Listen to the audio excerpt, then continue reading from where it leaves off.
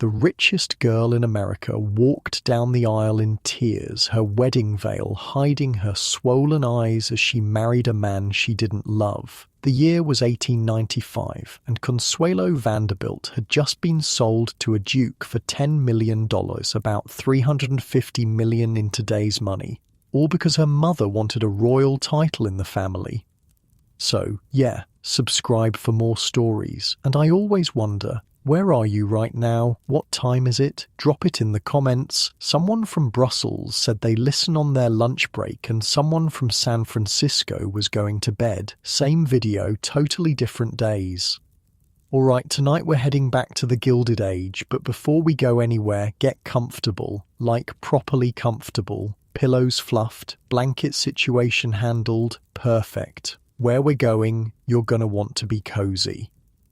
The year is 1877. You've just woken up in the grandest mansion on Fifth Avenue in New York City. The sheets beneath you aren't just silk, they're the finest Chinese silk money can buy. The ceiling above you soars 30 feet high, painted with cherubs and clouds that cost more than most people's homes. The walls are lined with tapestries from medieval France, and the fireplace could roast an entire cow.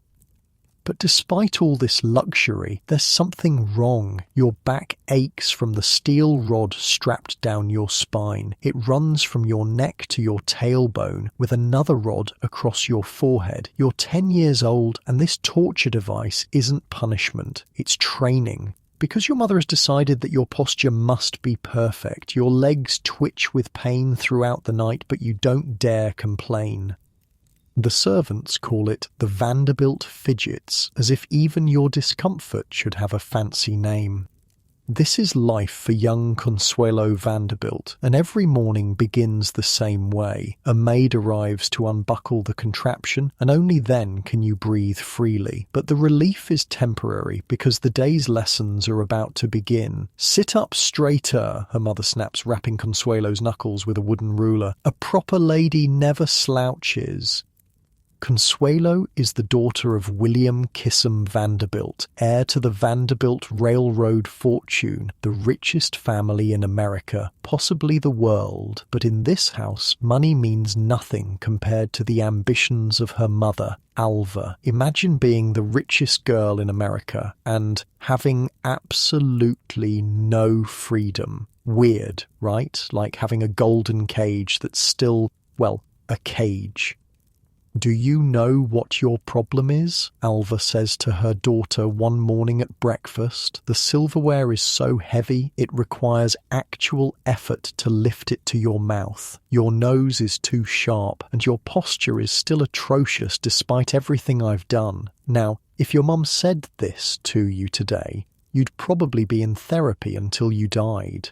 But for Consuelo, this was Tuesday.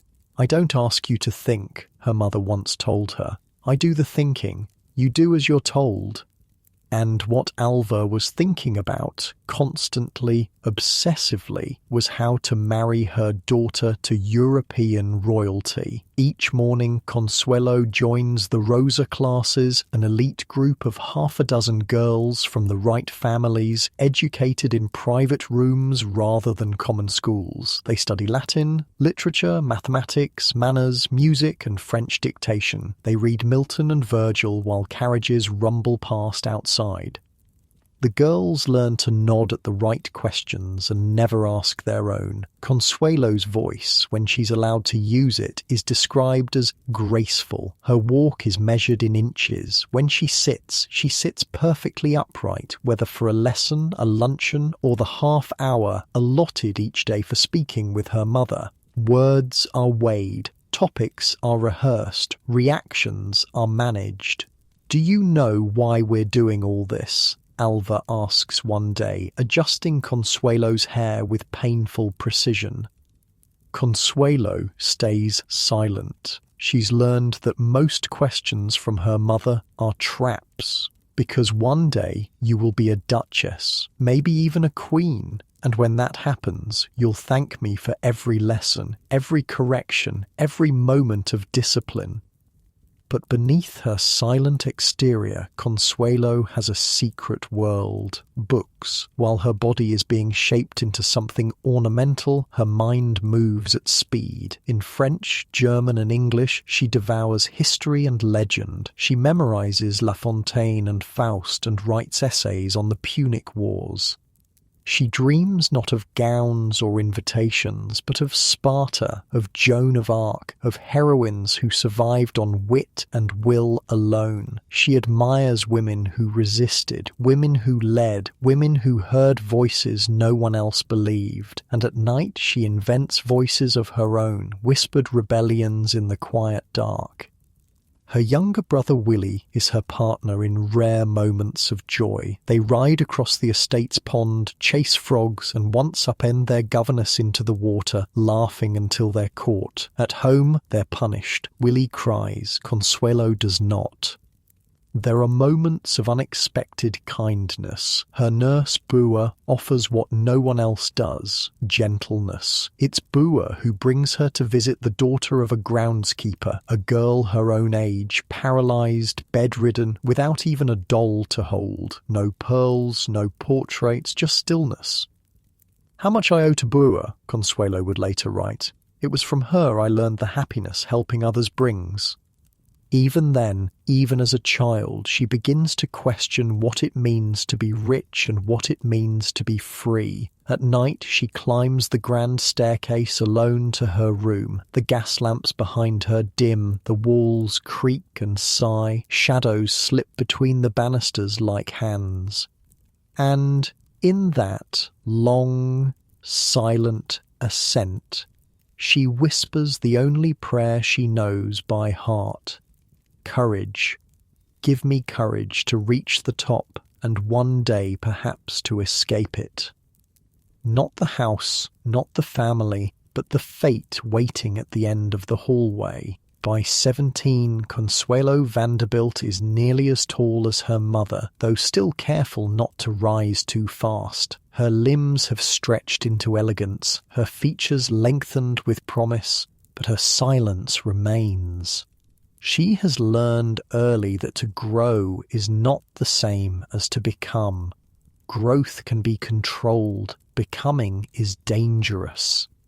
In the spring of 1894, Consuelo is taken abroad to Egypt, to Athens, to the temples of India. The yacht Valiant shimmers through foreign harbours, its linen awnings snapping in the wind. At every port there are dignitaries and receptions, letters of introduction, and lectures on imperial grandeur.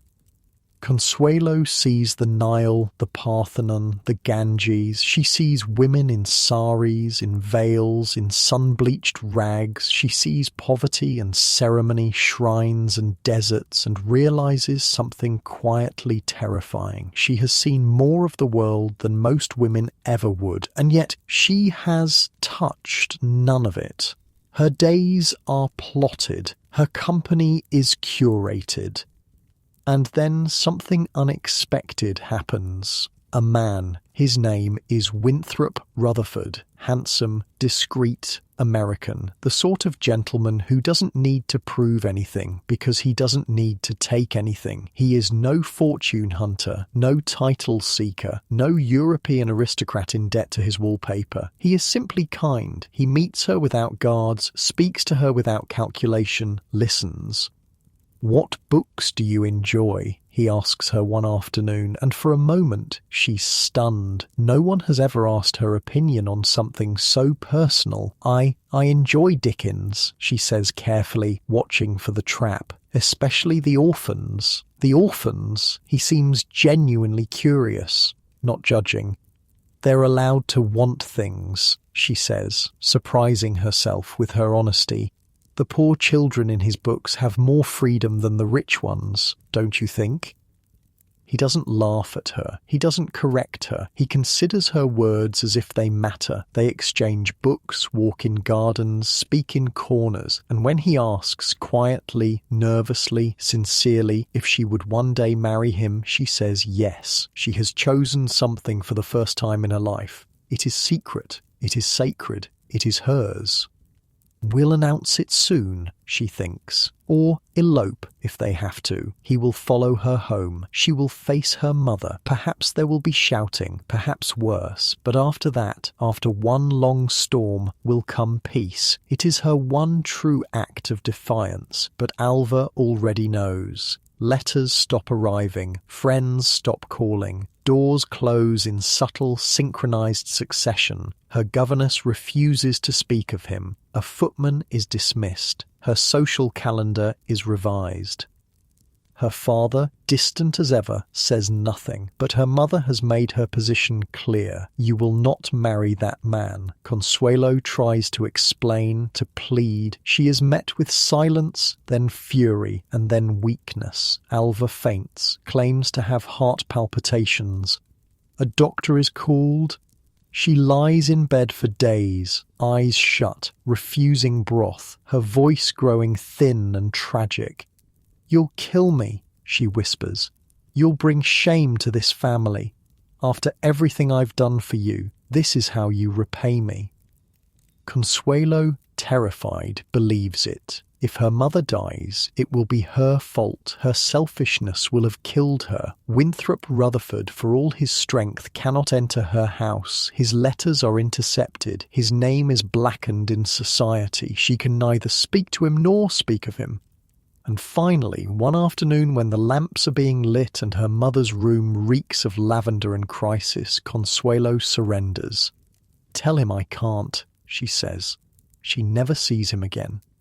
Instead, she is told she will marry the Duke of Marlborough. His name is Charles. His nickname is Sonny, though not because of any pleasant disposition. Rather, it's from his secondary title, Earl of Sunderland.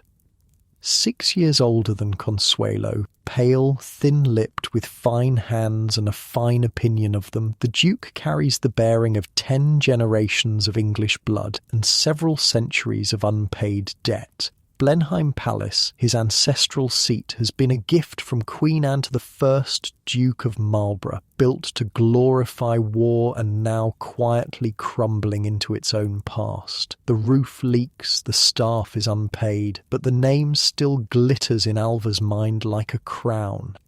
What he needs is money. What Alva needs is a title. What Consuelo needs no longer matters. She agrees, not from hope but from exhaustion, not out of love but because she has run out of choices. She is 17. Her real engagement has been erased. Her imagined rebellion has nearly killed her mother. What else is there? The announcement is immediate. The press explodes. Her face appears in papers across 2 continents. Her hair colour, her chin shape. She is catalogued and debated. Some reports call her the richest bride in the world. Others mock her as America's latest export, the dollar princess.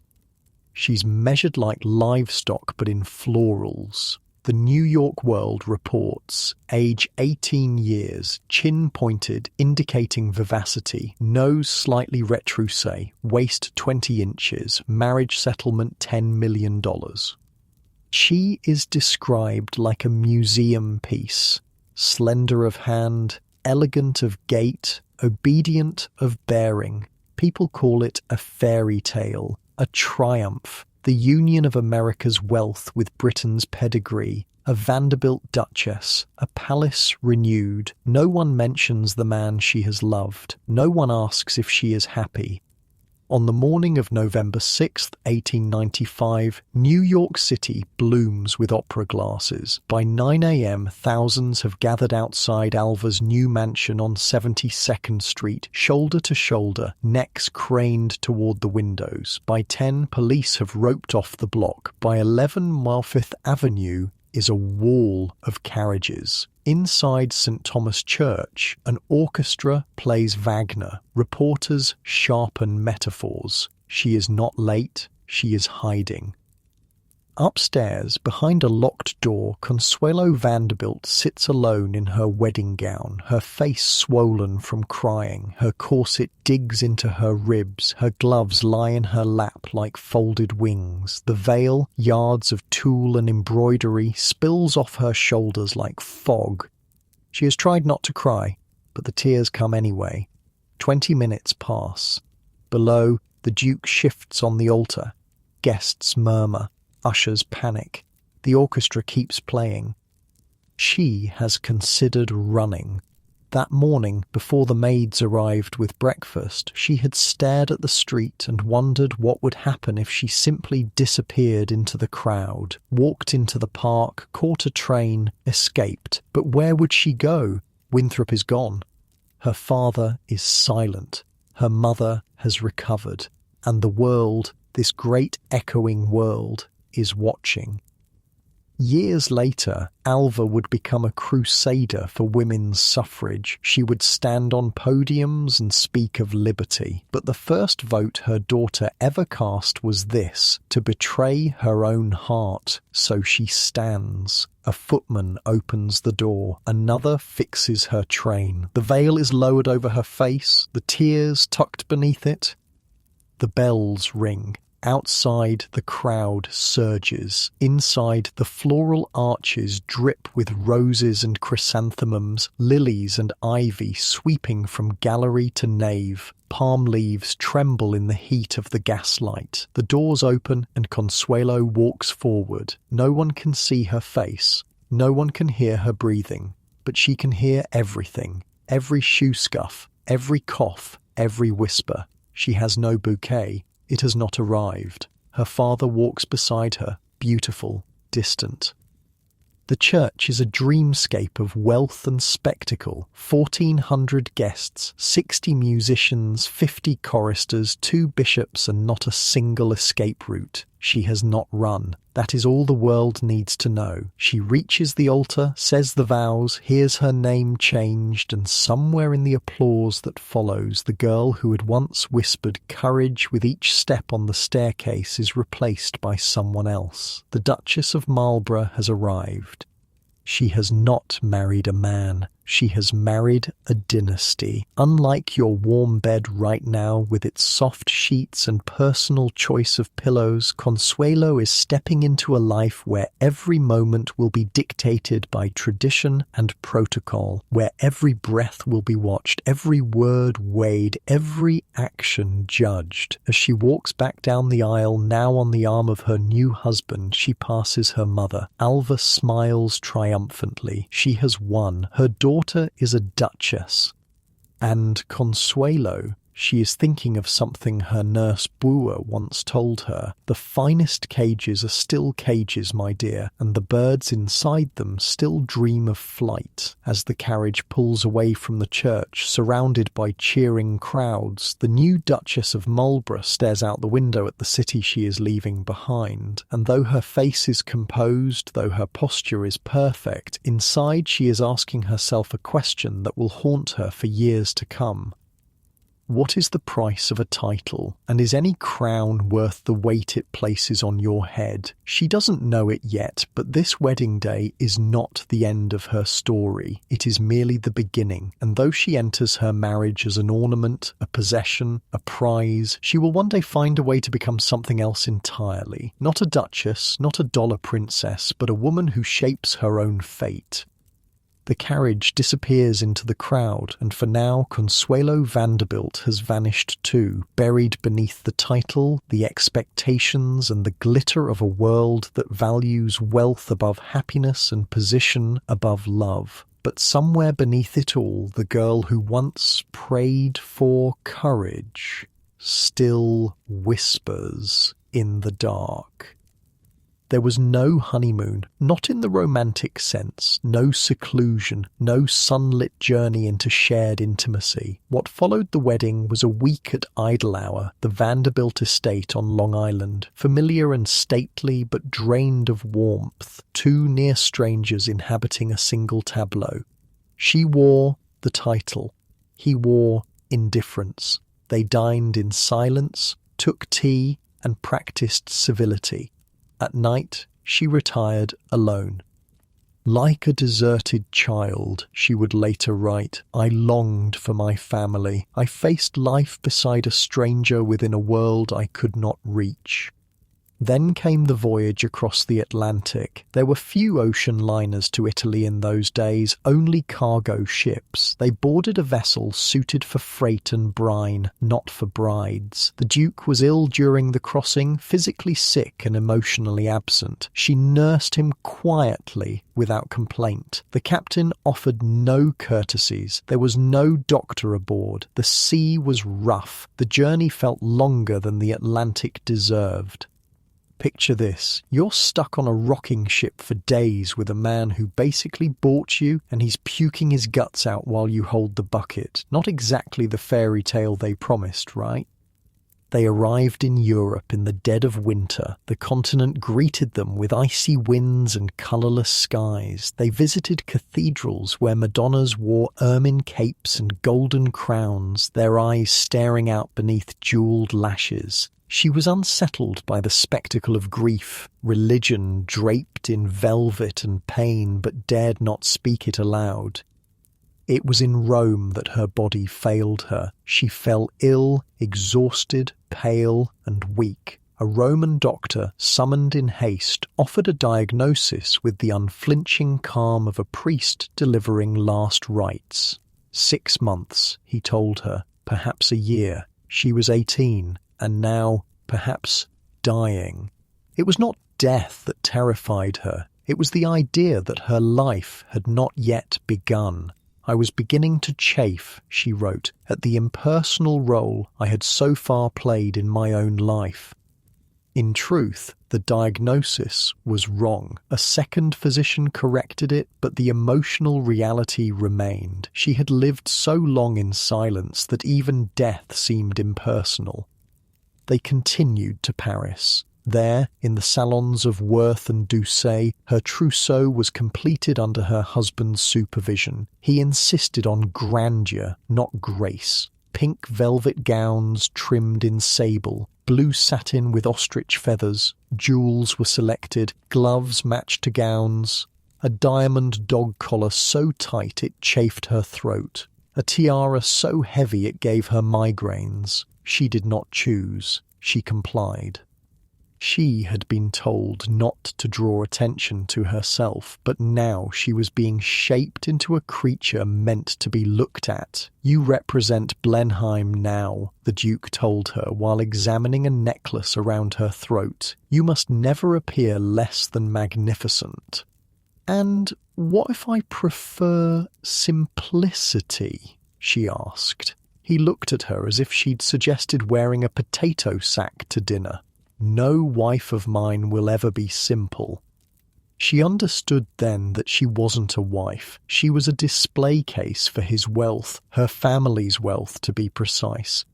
The arrival in London was as ceremonial as a state function and just as impersonal. Carriages, a receiving line, stiff introductions. She met her husband's relatives, who were also her new judges, the Churchill-Hamilton clan. There was Lady Sarah Wilson, all hard angles and louder opinions.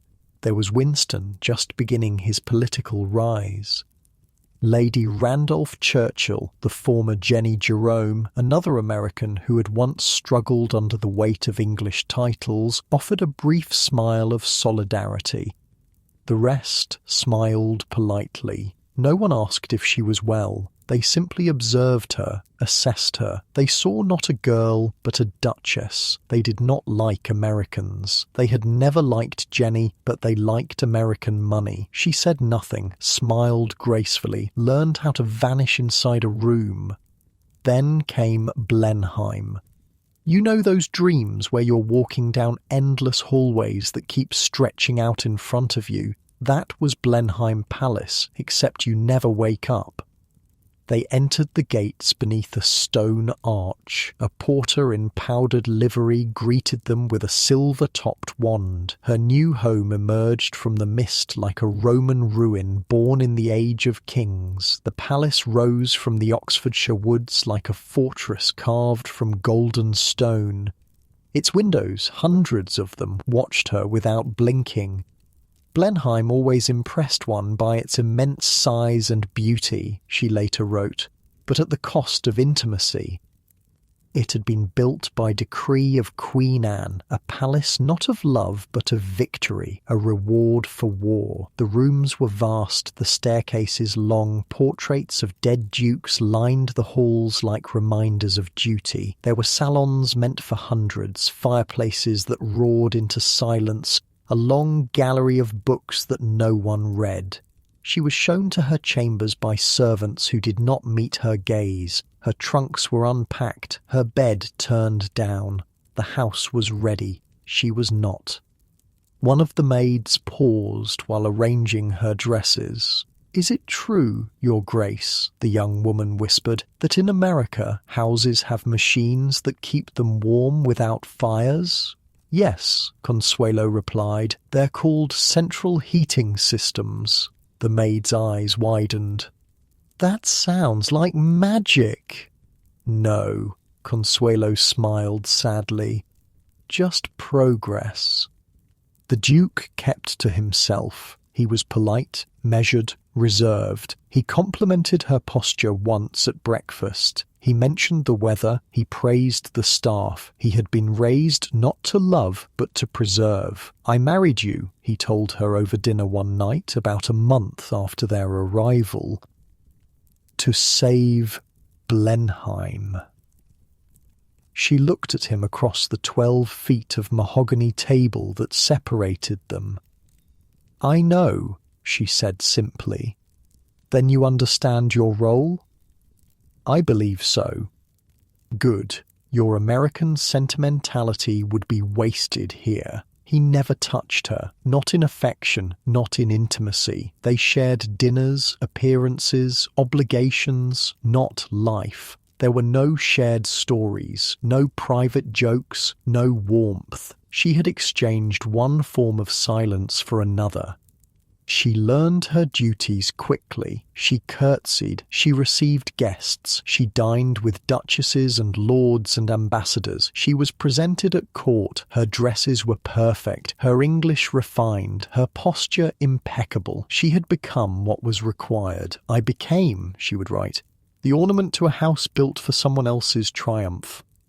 She became admired in public and unacknowledged in private. There was no rebellion. There was only routine. She was praised for her grace. She was admired for her modesty. And no one noticed she was disappearing. Outdoors, the landscape offered a different kind of silence. The villagers, though deferential, were human. The children did not know how to bow properly. The old women curtsied with shaky knees. The men removed their caps but smiled with their eyes. She began to visit the schools, the hospitals, the poorhouses. There she asked questions, and for the first time in years, someone answered honestly. "How do you survive the winters here?" she asked an elderly woman whose cottage had gaps in the walls where the wind whistled through. "We don't always, Your Grace," the woman replied matter-of-factly. "Last year we lost 3 from this lane alone. The cold takes the old ones first, then the babies." Consuelo went back to the palace that night and couldn't sleep. While she lay beneath down quilts in a room with 3 fireplaces, children were freezing a mile away. The next day, she ordered coal deliveries to every cottage within walking distance of Blenheim. The Duke was away in London. She didn't ask permission. When the bills arrived, he said nothing. Perhaps he didn't notice. Perhaps he didn't care. Or perhaps, in some small way, he approved. They did not care what her waist measured. They did not care what her title was. They cared that she came, that she listened, that she remembered their names. Back at Blenheim, nothing changed. She was still expected at breakfast, still expected to smile at diplomats, host garden parties, hold her husband's arm at public events. The staff still averted their eyes. Her husband still slept in another room. Her mother, from across the sea, still sent instructions written in the language of success. She obeyed, she performed, but something had begun to stir, not loudly, not visibly, but quiet, certain, alive. "I had made a brilliant marriage," she wrote. "I had done my duty, and I was alone." Then came her first child. The labour was long, difficult, and largely private. She was attended by midwives and doctors, but her husband remained elsewhere. The palace was hushed, watchful, expectant, not for her safety, but for the lineage she carried. And when the child finally came, a boy whole and wailing, the house erupted in celebration, not for the mother, but for the future Duke of Marlborough. Consuelo lay in a darkened room while bells were rung in the surrounding villages. Telegrams flew to London. The staff drank champagne. The Duke allowed himself a rare smile. The Spencer-Churchill dynasty had its heir. The line was secured. Her body, still aching, was acknowledged briefly. "I had fulfilled my purpose," she would later write. "I had given them what they wanted." She named him John. He had her mouth, the Duke's eyes, and a crown waiting for him. She loved him with a quiet intensity that surprised her. In that vast and echoing house where every glance was managed and every word measured, he became her secret, a source of warmth in a palace of marble. Around her, Blenheim bloomed into motion. Bells rang in the village. Toasts were raised in town. The servants stepped lightly as if royalty had arrived. But upstairs, behind drawn curtains, the woman who had delivered him sat in silence, too sore to stand, too dazed to speak. She was not allowed to hold him as she wished. A nanny was installed immediately. Traditions were cited. A mother, she was told, must not spoil an heir with too much affection. He was to be seen at intervals, cared for by professionals, raised with dignity. Her love was permitted, but not her presence. "I had longed to give him the freedom I had once dreamed of for myself," she wrote, "but the rules were older than either of us." She watched him grow through doorways and formal photographs. She was told when he was teething, when he slept, when he needed a new tutor. She received updates like a guest of honour, not a mother. She complied. She smiled at parties, posed beside his cradle for portraits, and appeared on cue when the Duke summoned her. But behind the grace was something newer, a kind of pain that sharpened rather than dulled. This was no longer the pain of obedience. This was the pain of knowing what she could not give. A second son followed, Ivor. There was no pageantry this time, no bells, no telegrams, no champagne. The dynasty already had its heir. This child was reassurance, a spare in the language of aristocracy. But to Consuelo, he was not a spare, he was hers. She loved him as fiercely as she loved John, though the world required less of him, and therefore allowed her slightly more. She held him longer, sat beside his cradle at night, spoke to him when no one watched. He gurgled and smiled and curled his hand around her finger, not because of a title or a future, but because she was warm and near, and for the first time she felt necessary, not to England, not to Blenheim, but to someone who had never seen a crest or a crown. "With Ivor, I was allowed something closer to motherhood," she wrote, but even then, the rules circled back. Nannies arrived, schedules resumed. The walls between mother and child reformed like frost across glass. And so she adapted again. She gave to others what she could not always give to her sons. She discovered a shelter for orphaned children tucked behind a chapel, where thin girls and threadbare urchins greeted her with wide, unpracticed curtsies. She went back the next week, then the week after that. She learned names, asked questions, remembered details. She did not arrive in pearls and gowns. She arrived early, often without ceremony, and they began to greet her not as a duchess, but as someone who came back. "You again," a small boy with a crooked smile said to her one rainy Tuesday. "Thought you'd be too fancy for a second visit." "I'm never too fancy for truth," she replied, helping him with his letters. There was no transformation overnight, no triumphant declaration, no rebellion, just the slow-growing certainty that this was real. Not the gowns, not the dinners, not the practiced smile on a ballroom staircase, but this, a hand on a child's forehead, a name remembered, a window without a curtain. She dreamed once that she was walking through town without gloves. Her hair was loose, her arms were bare, and no one stopped her.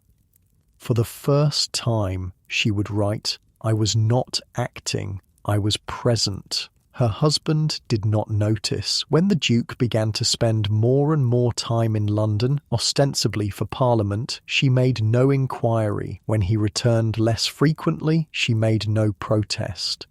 His absences, like his presence, were conducted in the language of silence.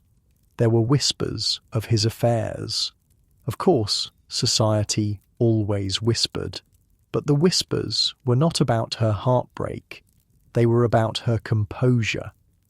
She did not confront him. She knew her place. In public, her beauty became her reputation. She was praised in newspapers as the most elegant of hostesses, an ornament to the Marlborough name, a model of restraint. But by now, as with so much in Consuelo's life, the marriage had become a performance perfected. She once passed him in the corridor, he coming from one end, she from another. A footman paused and bowed to both. They nodded to one another with the grace of acquaintances at a public event. She did not remember what they said, only that they moved past each other like ghosts in daylight, acknowledged present but already fading behind them. They appeared together at court, at garden parties, at the opera. They posed side by side for portraits and waved from carriages. They spoke in clipped, cordial tones. At public dinners, he complimented her taste in flowers. She complimented his speeches. They were admired as a pair, elegant, polished, enviable. My husband was invariably courteous, she wrote, but there was no companionship. But at night in her room, when the candles were low and the fire had gone to embers, she would sit by the window with a book unopened in her lap, listening not for footsteps down the hall, but for her own breath. The silence no longer frightened her. It no longer meant emptiness. It meant space. And within that space, she began slowly, quietly, finally, to think. It was in those years, she wrote later, that I began to understand that obedience is not always virtue and silence is not always peace. She had once been made into a portrait. Now she was beginning to sketch herself. The century turned with ceremony, not revolution. Queen Victoria died in 1901, and with her an age ended, not in flames but in velvet. The mourning veils came down. The empire held its breath, and in that hush a new kind of spectacle began. On the morning of Edward VII's coronation, Consuelo stood beneath the ducal canopy, cloth of gold suspended above her head like a crown she did not wear. Her train shimmered behind her, her jewels caught the torchlight. From the choir loft, trumpets sounded, and the floor seemed to rise with sound. But she stood motionless, decorous, remote, alone. The other duchesses whispered. One glanced sideways, another adjusted her gloves without looking up. They were queens of lineage, of diamonds, of households older than history, and Consuelo stood among them as the American. Wouldn't it be hilarious, Winston Churchill muttered beside her, if we all just started dancing? right now? Complete chaos. I've always wanted to see the Archbishop's face if that happened. Consuelo bit her lip to keep from smiling. Churchill always made these ceremonies bearable. She held her posture. She knew the choreography. She bowed at the proper time and retreated in step, and when the king and queen passed by, she lowered her eyes. Around her neck a collar of diamonds sat like armour, gleaming, suffocating, exquisitely heavy. A gift, a symbol, a leash. I stood beneath cloth of gold, she later wrote, and no one noticed I had disappeared. That evening they dined at the palace. The room was candle-lit and immense. Goblets gleamed, silver clinked. The king complimented the duchess's composure. She bowed her head. No one asked what she had seen. No one asked how it had felt. They asked only if the veil had caught the light. Unlike your snug bed now, where you decide when to sleep and when to rise, every moment of her day was planned, examined, judged. It's hard to imagine that level of constant scrutiny, like living in a museum where you're also an exhibit. That winter, the Marlboroughs journeyed to Russia, drawn by the grandeur of a court that glittered like legend and trembled like warning.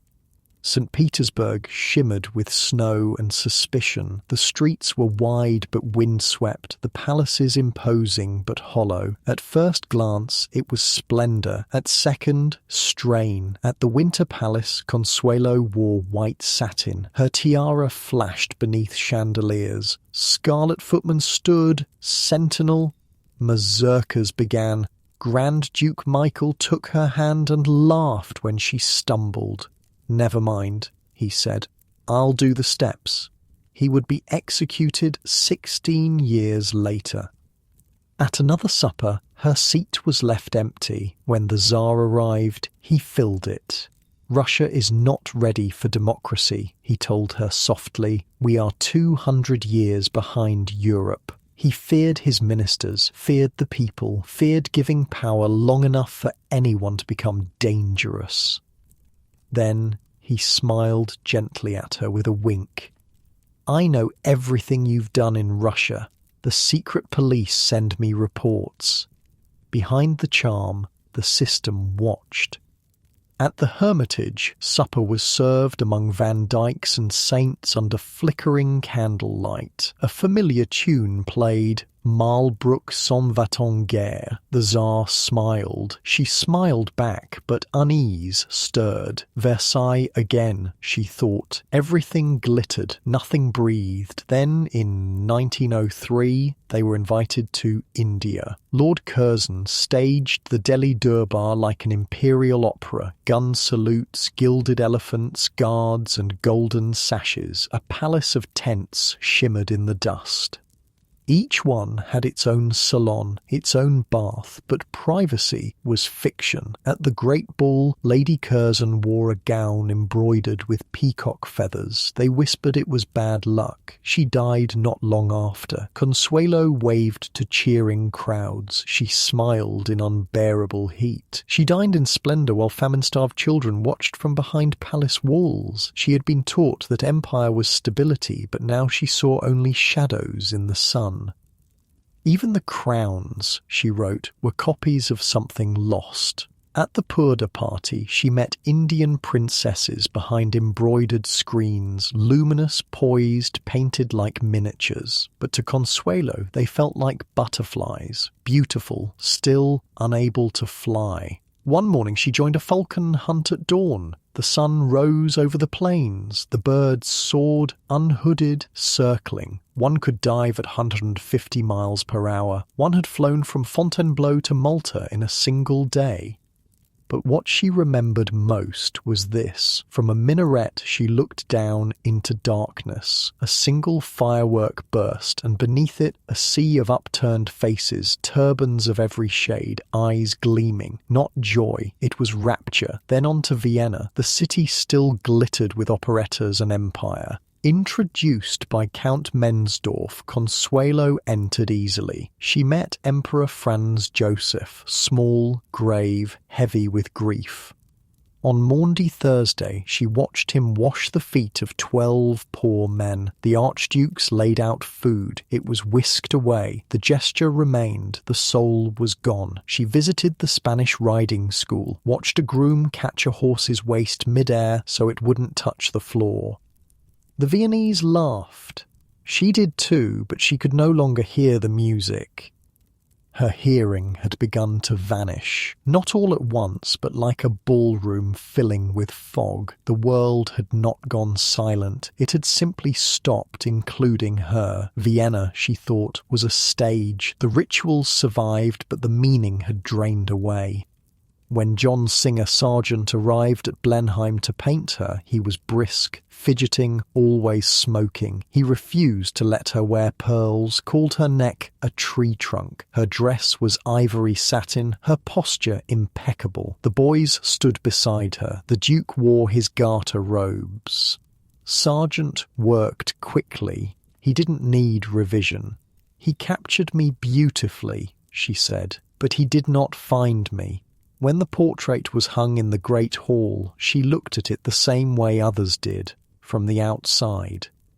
She returned to England with letters to answer and public events to attend. She did so perfectly. There were no scandals, no refusals. The Duchess was always present, always framed just right, but her voice had softened, her step had slowed. She was no longer performing for love or even approval, only for the preservation of the story being told around her. "I was still called the Duchess," she would write, "but I had already become someone else."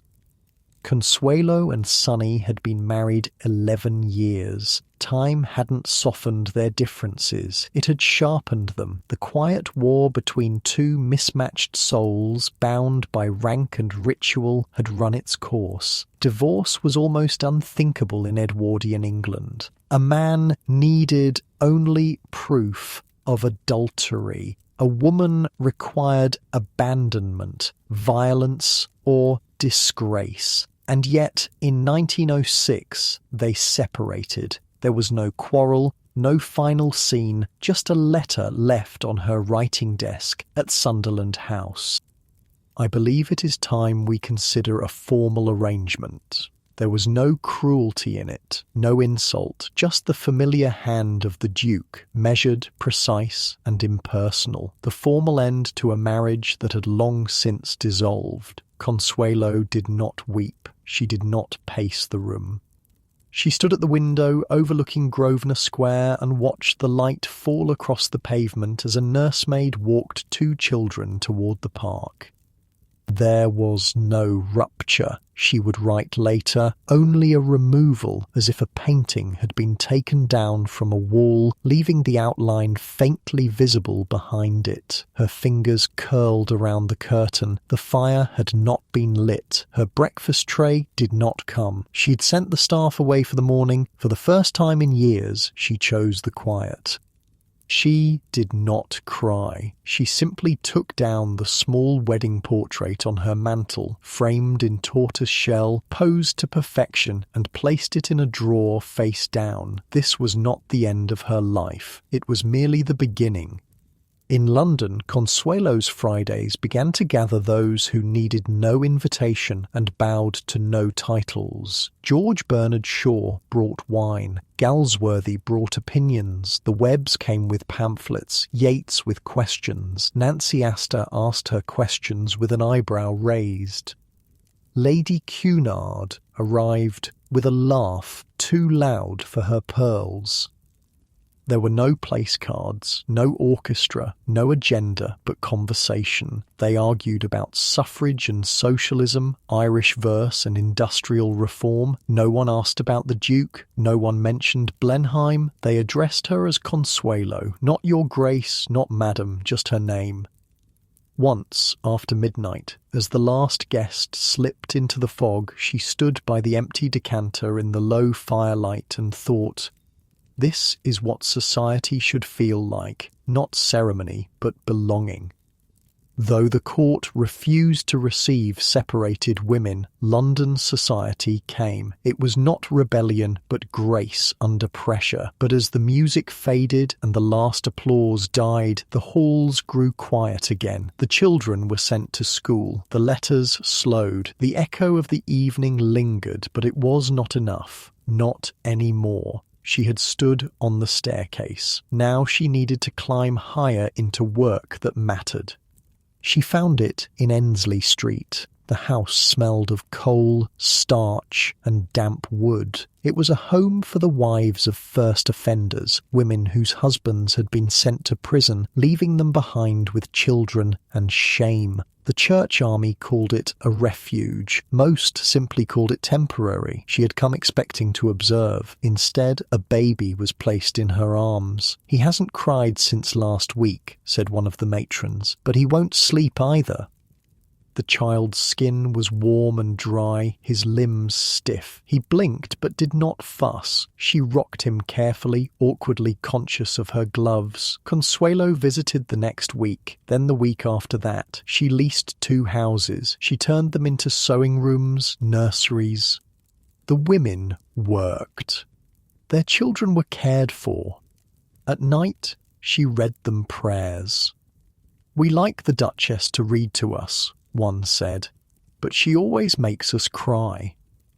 Some clergy approved. Others whispered that she had gone too far, stepping beyond the ornamental bounds of charity into something unsettlingly real. She ignored them. "Mrs. Bellingham, is it true that you once lived in a palace?" a little girl with matchstick arms asked her one evening as she buttoned the child's nightgown. "I did," Consuelo replied. "Was it like in the fairy stories, with golden carriages and servants who bring you anything you want?"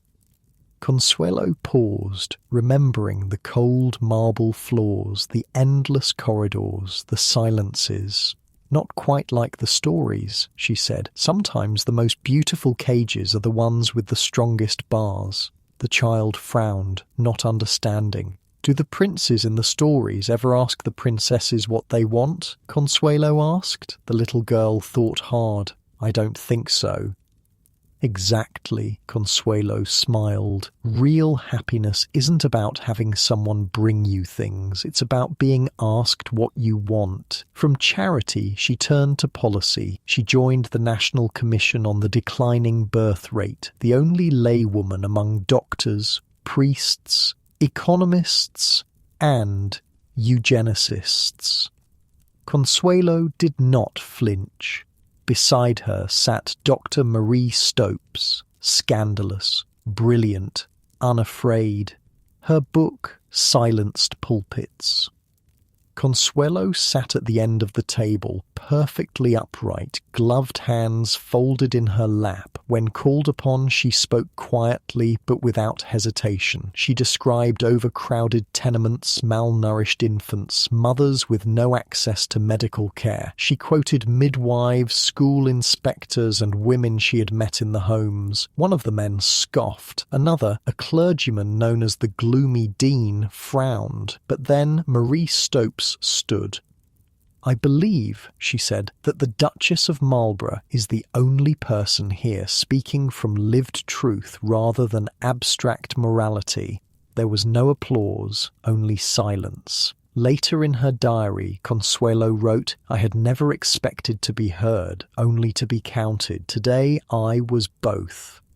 By 1907, the press had given her a name, the Working Duchess. At first it felt pointed, almost mocking, but over time it became accurate, if not warm, then at least true.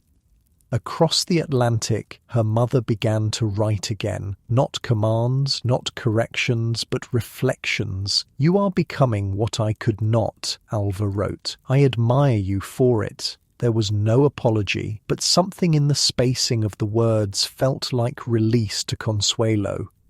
She read it twice, then folded it neatly and placed it in the same drawer where she had once kept a silver rattle, an ivory fan, and a letter that had set her free.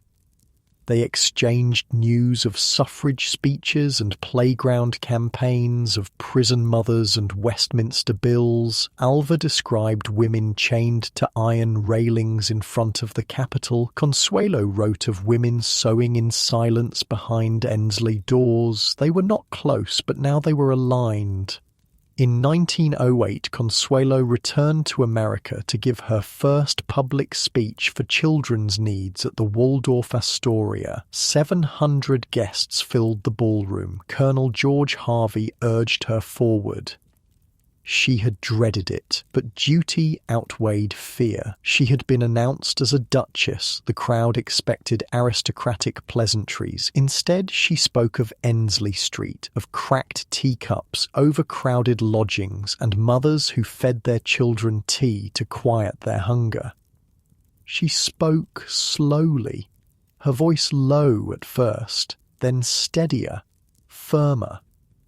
"Dignity is not conferred by title," she said. "It is sustained by recognition."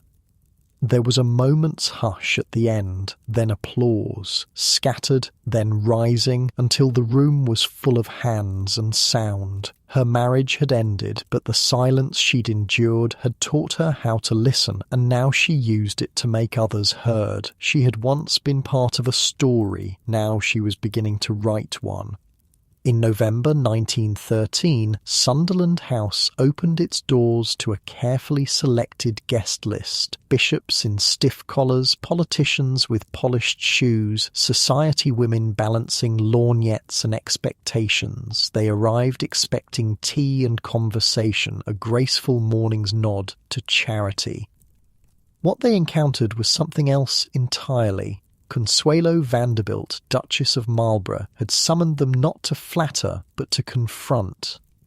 With Margaret Lawrence and Gertrude Tuckwell beside her, she presided over a conference designed not to comfort, but to expose. One by one, 12 working women took the stage. A shirtmaker held up a blouse, her fingers tight around the cloth. "A dozen shirts earns 9p," she said. Another spoke, voice clear and unflinching. 8 shillings a week. I've never eaten a dinner that cost more than a penny." No one spoke, no one smiled, and no one, not even the industrialists in the back row, could look away. By the end of the week, 8 additional trades had received legal protection. It was not a riot. It was not a headline. It was something quieter and more subversive. The truth, spoken in the language of suffering, echoing through rooms of carved marble.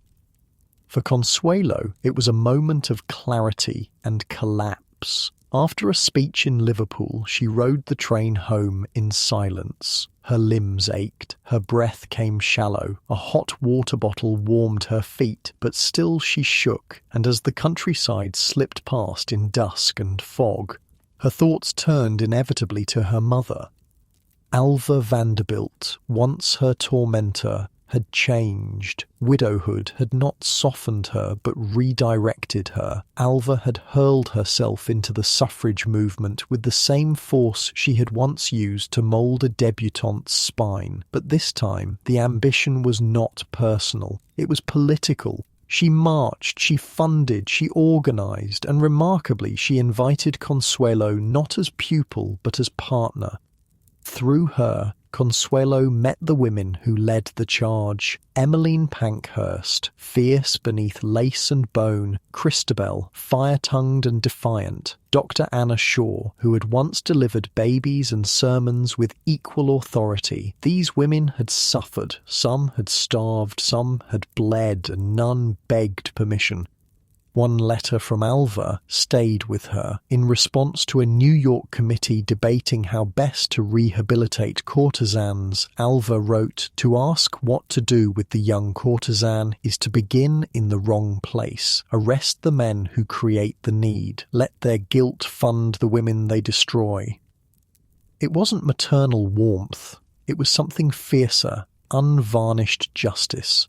A woman once consumed by status, now advocating for the invisible and discarded. In 1913, Consuelo stood beside her at the International Woman Suffrage Alliance in Budapest, listening to Anna Shaw preach beneath vaulted ceilings. For the first time, their work felt shared, not staged, not rehearsed, but real. Then came war. She had booked passage on the Kaiser Wilhelm der Grosse, set to sail on August 3rd, 1914. On August 2nd, the voyage was cancelled. Warnings rippled through the shipping lines. Routes changed. Neutral flags were hoisted higher. Submarines prowled familiar waters. 3 days later, she boarded a brightly lit American steamer. Other ships passed in darkness, their hulls scrubbed of identity. Her sons were still at Eton. Blandford, barely 17, had already been measured for war.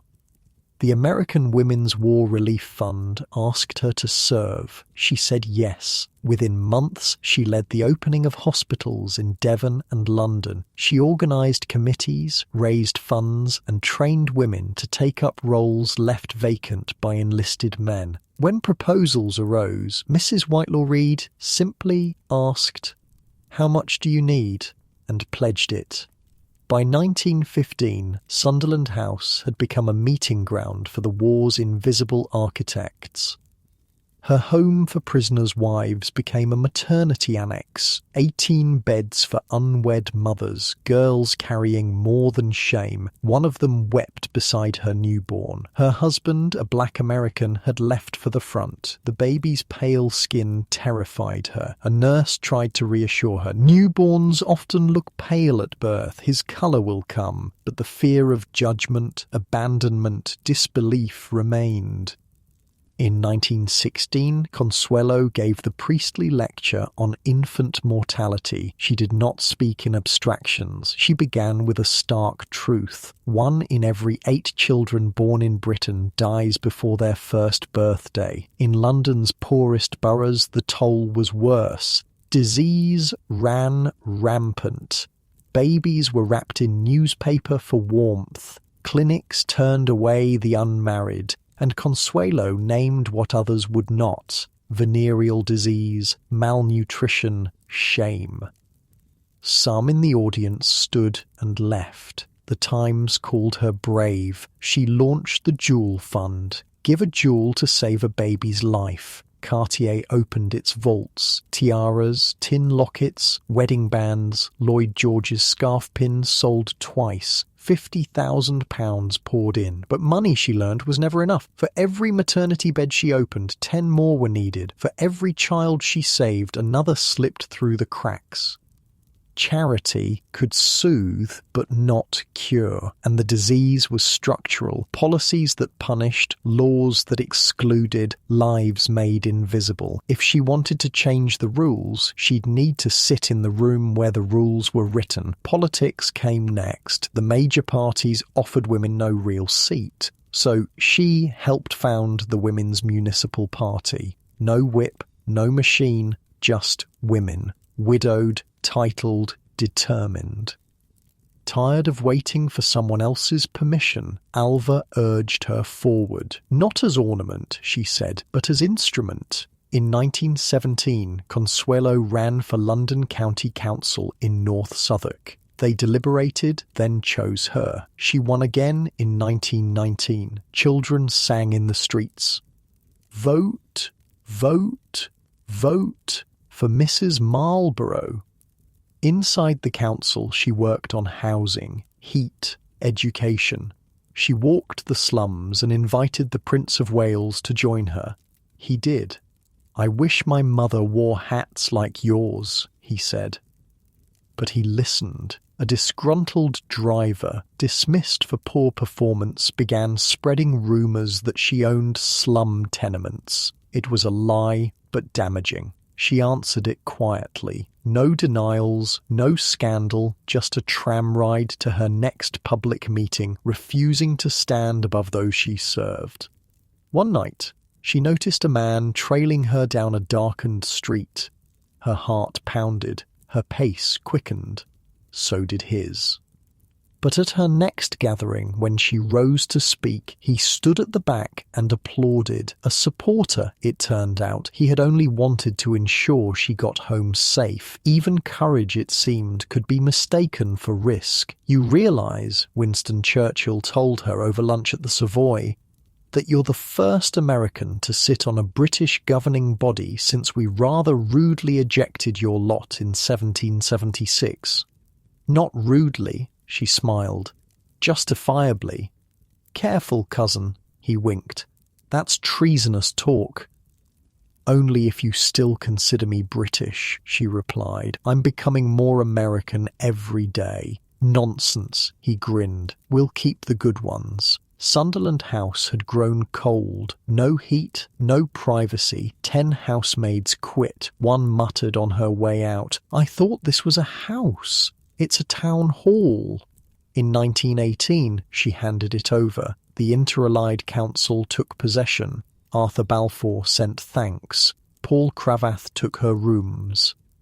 Her sons were scattered across the front. Blandford rode with the cavalry in France. Ivor, barred from combat, served in logistics. Her brothers crossed the Atlantic in navy blue. She wrote them all daily, faithfully, never knowing which letter might be the last. Crowhurst took in wounded officers. Its halls echoed with crutches, coughs, and quiet grief. Her parlour became a ward, her garden a vegetable patch. On November 11th, 1918, the siren sounded across London, not in warning, but in wonder. Peace. She stood on the balcony of the County Council building and looked out on a city that had bled for 4 years. Crowds surged, flags unfurled, the air trembled with hymns, with joy, with release. Then the French marched past, shrunken in number, solemn in step. She did not cheer. She wept for Paris, for Verdun, for the boys who did not return, and for the world they left behind. Peace brought no rest. The headlines shifted. The sirens fell silent, but the broken world remained. Slums still festered. Mothers still begged for blankets. Laws still lagged behind the lives they governed. Exhausted in body and spirit, Consuelo withdrew to Alva's villa among citrus groves and Mediterranean light. Alva was older now, slower, but no less certain.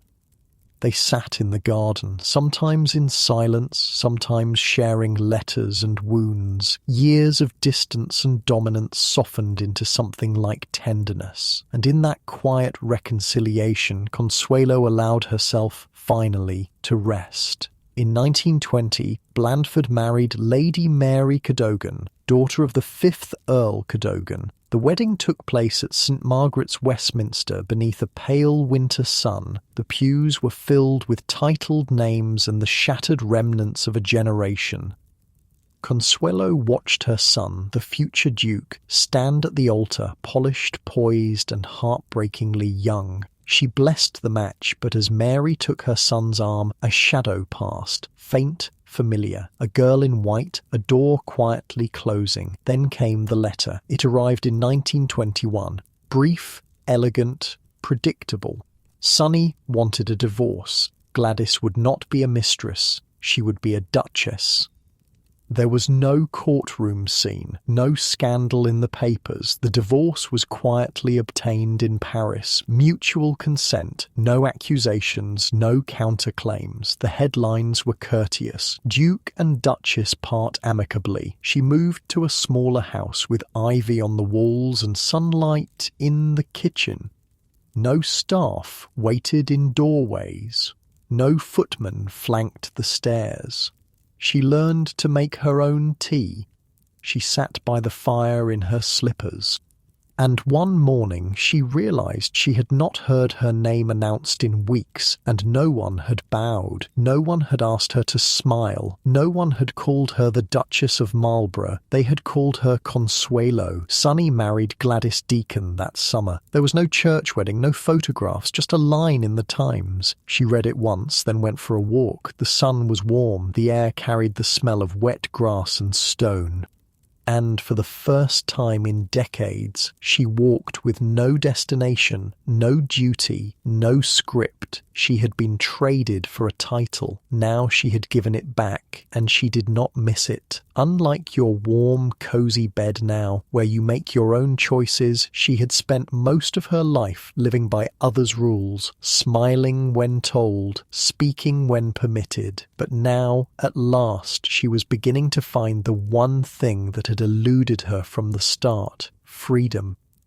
1920 was shadowed by sorrow. Her father, gravely ill, died with quiet dignity. Consuelo was with him to the end. He bore his suffering without complaint, and when the Duc de Gramont sent condolences on behalf of the French Jockey Club, his words were simple: his death will be a great loss to the French racing world. Letters arrived from every corner: aristocrats, jockeys, stable hands, surgeons. The Paris clinic he had funded mourned deeply. Consuelo had often helped there alongside her stepmother. Now she helped plan the burial. He was laid to rest in the family vault on Staten Island. In the house where once children had peered down on balls from the upstairs gallery, hymns now echoed through closed doors. She spent long, still weeks in her mother's medieval-style home on Long Island. Alva had helped win the vote. She had become president of the National Woman's Party, but she was alone. Consuelo prepared to begin again. She sold Sunderland House, gave Portman Square to her son, released Crowhurst. Each home carried its own memory, each farewell its own grief, but she knew it was time. Her sons were grown, Blandford happily married, Ivor studying at Oxford. She had given them stability. Now she needed freedom. She moved into the Paris house her father had given her, but his death had ended the companionship she had hoped for. Alva joined her there, and with her Aunt Jenny, they built something soft and quiet. Waiting for the final steps of divorce, Consuelo leased a villa near Aza. She travelled often to England, but did not expect to fall in love. On July 4th, 1921, she married Jacques Balsan in the Chapel Royal of the Savoy at 9 a.m. to avoid reporters. This was quieter, warmer. They followed with a civil ceremony. Colonel George Harvey, American ambassador, and General Cornelius Vanderbilt stood as witnesses. There was no coronet, no throne, but there was peace. Jacques Balsan was beloved everywhere. Kind, clever, brave. Children loved him. So did generals, gardeners, and grand dames. He was, she realized, not a man who needed to impress, but one who knew how to care. Jacques was a pilot, but before planes, he flew balloons. In 1899, he floated from France to Russia, crashing in Prussia and landing at the estate of Baron von Bandemer. He was greeted politely, shown a monument to the French defeat at Sedan, and sent on his way.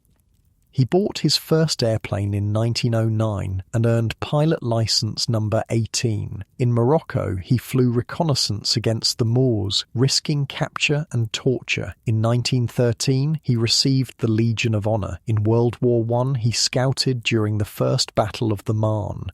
Later, with Consuelo's father and Dr. Gros, he helped establish the Lafayette Escadrille, precursor to the American Air Force. They had met years before when she was still a newlywed, and he a dashing guest at Blenheim.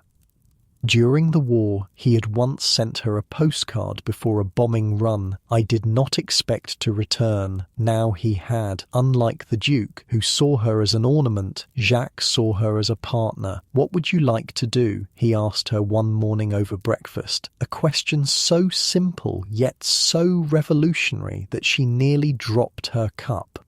Do? She repeated. Yes, he smiled. With your life. With our life. What would you like to create? No one, not her mother, not her ex-husband, not society, had ever asked. She thought for a moment, then smiled back. Everything. Their marriage was not recognized by the Catholic Church. In France, where Catholicism ruled society, divorce was rare and remarriage without annulment forbidden. Jacques' family, devout and bound to tradition, could not receive her. She asked him not to break with them. She would wait. When in 1926 Marlborough sought his own annulment, the moment came. With the help of her mother and old governess, she petitioned Rome. Her lawyer, Sir Charles Russell, warned that only proof of coercion would suffice. Alva consented as a way to apologize for that action so long ago. She admitted she had forced her daughter unwillingly to marry. The Vatican ruled in Consuelo's favor. No bribes had passed, only courage and truth. Now married in the church, Consuelo was welcomed into the Balsan family. At the chateau in Chaumet, once established by the Prince de Condé, she met them all. Madame Charles Balsan, Jacques' great-aunt, presided in lace and black. She offered Consuelo a golden heirloom box. "We loved him too," she seemed to say. "And now we love you."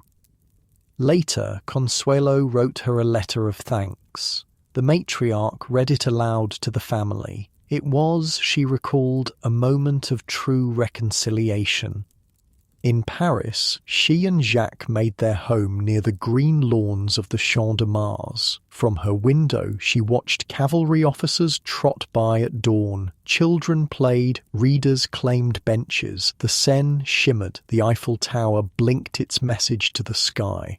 Their house, designed in 18th century style, was filled with antiques and discoveries from long walks along the quay. Paris life was elegance, but not idleness. Consuelo hosted modest luncheons with literary guests. Edith Wharton visited frequently. She chaired charity events. The British Embassy, once owned by Pauline Borghese, held glittering dinners under Napoleon's gold service. Here, old castes mingled, Bourbon, Bonaparte, Republican. She watched it all with grace and growing understanding. "You know what's strange?" she said to Jacques one evening as they returned from a salon hosted by the Comtesse de Noailles. "I used to think being a duchess was the height of power, but I had no power at all. And now?" he asked, helping her with her coat.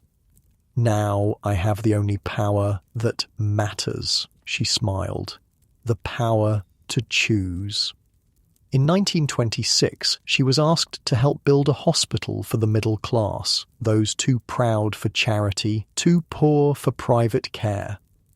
The hilltop site near Suresnes had once belonged to Jean Worth. With Dr. Alexis Carrel and Bernard Flexner, she led the campaign. 360 rooms and a nursing school. Fundraising became fate. Grand Prix dinners, peacock balls, raffles with Fabergé clocks. Musicians clamoured to perform.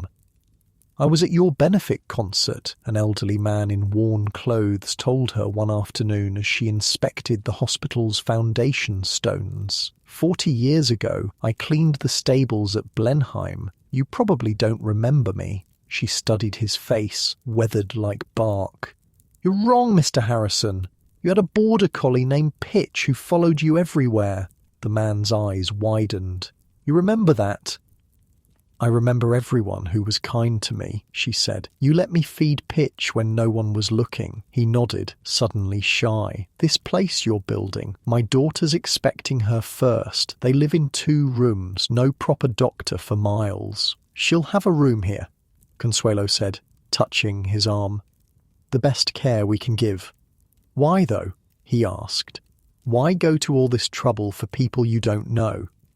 She looked out over the construction site, the men laying foundations in the afternoon sun. "Because I spent half my life as decoration," she said. "I'd rather spend the rest being useful." For many, a Gilded Age socialite possessing a luxurious Parisian mansion and a villa on the Riviera might be more than sufficient. As a former duchess and Vanderbilt heiress, Consuelo was not your garden variety Gilded Age socialite. Having relocated to France, she needed a country place within easy reach of Paris. To that end, in 1922, Jacques and Consuelo purchased and restored Château Saint-Georges Motel, an early 17th century manor near Dreux in Normandy. The chateau was a resurrection project. Neglected for decades, its roof leaked, its gardens had surrendered to wilderness, its windows stared blankly into nothing. "It's a disaster," the real estate agent warned. "Completely uninhabitable." Jacques laughed. So was Blenheim, and they called that a palace. They worked side by side, hiring local craftsmen, sourcing materials, replanting the gardens. Unlike Blenheim, with its armies of servants and rigid protocols, St. George Motel became a place of creation. "I never knew you could hang curtains," Jacques teased, watching her measure a window. "I never knew I could either," she admitted. "It's delightful to find out." Consuelo continued her charitable endeavours there, establishing a sanatorium for children and founding a hospital nearby. Winston and Clementine Churchill were regular guests. The chateau became their sanctuary, a place where titled guests mixed with artists, where conversation flowed without protocol, where children were welcome at the table. "I've been thinking," she told Jacques one evening as they sat in the garden, watching the sun melt into the horizon. Bees hummed in the lavender, the air smelled of wild thyme and warm stone. "A dangerous pastime," he teased. "I want to start a summer camp here. For city children who never see trees or clean air." He nodded. "How many?" 50 to start. We'll need to build cabins, hire teachers." "Done," he said simply. She looked at him, this man who never questioned her dreams, only asked how to help realize them. "Just like that?" "Just like that," he smiled. "I trust your heart." That summer, the grounds of St. Georges Motel filled with laughter as children from Paris tenements discovered forests and streams, ate fresh food, slept under quiet skies. Consuelo walked among them, not as a duchess or a Vanderbilt, but as someone who remembered what it meant to be caged, to be hungry for space and sky. A small boy with hollow cheeks tugged at her skirt one afternoon. "Madame Balsan, is it true you used to live in a castle bigger than this whole place?" "I did," she nodded. "Were you happy there?" She considered his question, its directness, its innocence. "No," she said simply, "I wasn't." "But you're rich," he frowned. "My papa says rich people are always happy." She knelt to his level, met his eyes. "Being rich isn't the same as being free, and only free people have a chance at happiness." He nodded solemnly, though she knew he didn't fully understand. Not yet, but he would remember her words someday when they might matter. She loved Paris most in the spring. Acacia blossoms opened toward the light. The Seine shimmered. Old men fished without expectation. The world, for a time, appeared content. But outside the salons and sun-drenched afternoons, shadows were lengthening. France was restless. The strikes grew louder, the workers more defiant. Though she did not fear them, she could feel something shifting, something solemn gathering on the horizon. In the summer of 1930, they began building a villa at Aisy-sur-Mer, collaborating with Achille Duchesne, a landscape architect who had designed the water gardens at Blenheim Palace. Consuelo and Jacques both took an active role in the design.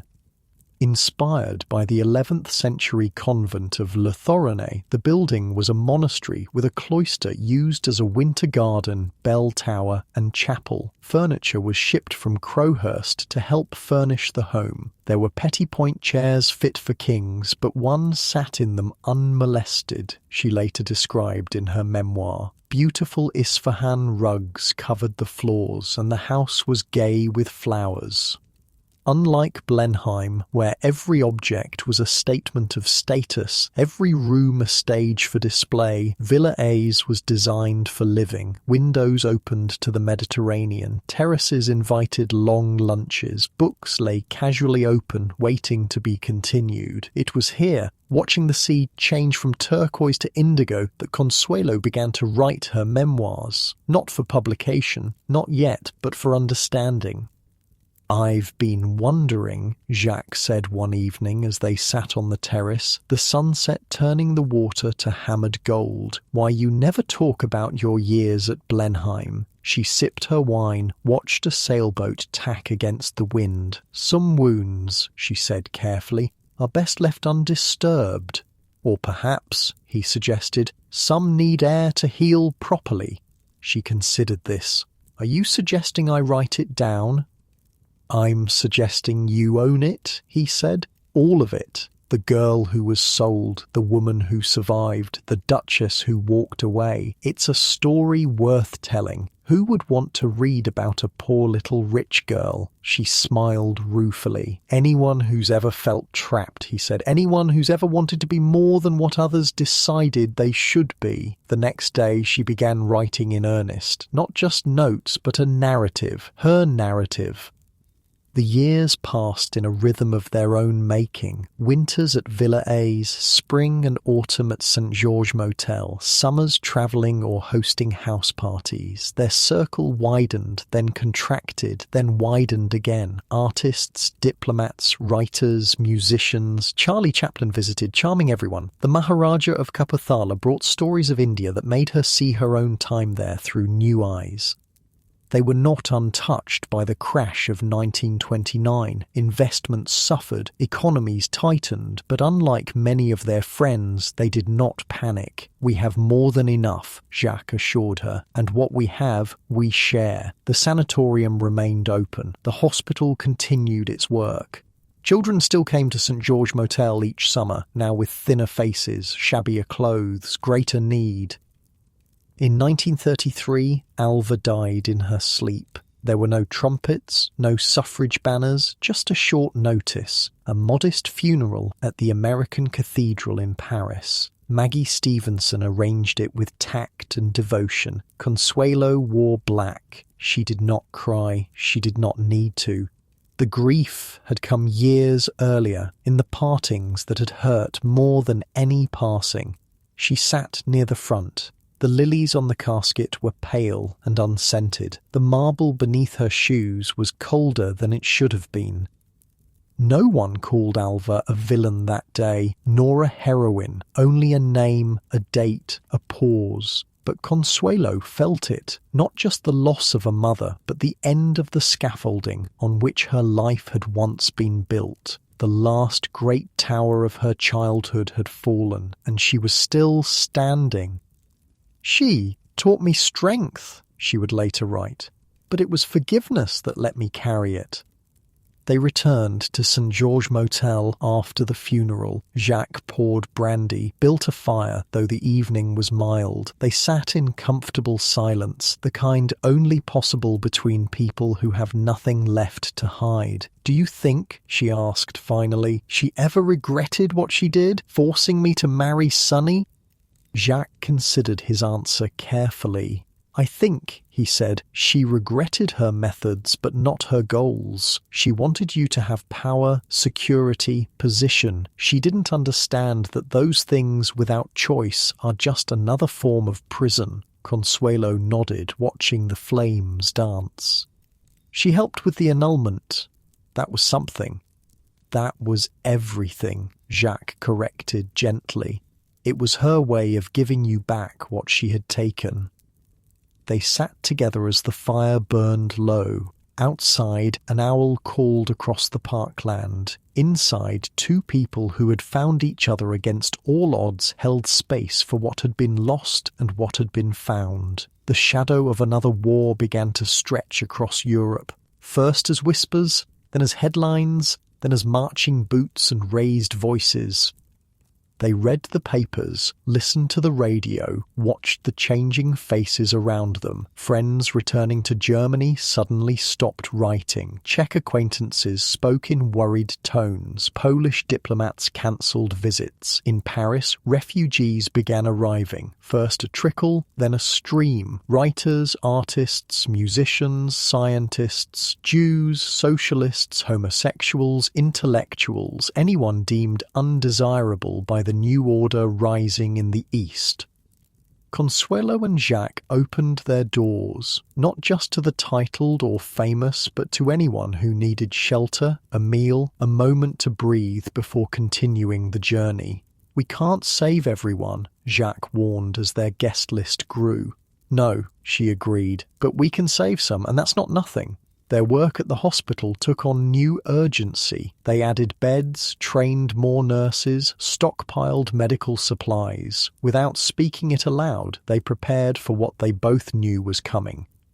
In the summer of 1939, they spent long days at St. George Motel. The children's camp continued, though many parents kept their children close that year. Those who came were thinner, quieter, their eyes older than their years. Winston Churchill visited in August, painting the chateau in the summer light. His brushstrokes were broad, confident, capturing the golden stone against the green backdrop. But his conversation was grave.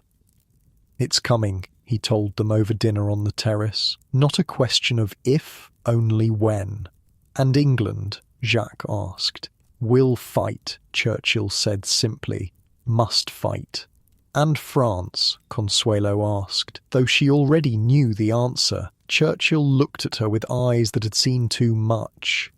"Will fall," he said quietly. "Not because Frenchmen lack courage, but because their leaders lack vision." They did not argue. They had seen the divisions, the political paralysis, the failure to prepare. That night, after Churchill retired, they walked in the garden under a sky brilliant with stars. "We should go to America," Jacques said, "before it's too late. And leave all this." She gestured to the chateau, the gardens, the hospital they had built, the lives they had touched. "If necessary," he nodded, "things can be rebuilt. Lives cannot." She knew he was right, but still she hesitated. "This is our home." "Home," he said gently, "is wherever we are together." They made plans quietly, carefully, not in panic, but in practicality. American passports were updated, funds were transferred, arrangements were made for staff, for patients, for the children in their care. They told no one, not wanting to spread fear, but they watched and waited, ready to move when the moment came. In May 1940, that moment arrived with brutal swiftness. The Germans broke through at Sedan. The French army collapsed. Refugees clogged the roads south. They were at St. George Motel when news came that Paris would fall. There was no time for sentiment, only for survival. They packed one car with essentials, clothes, documents, medicines, a few treasured photographs. Jacques brought maps, cash, his pilot's instincts for navigation.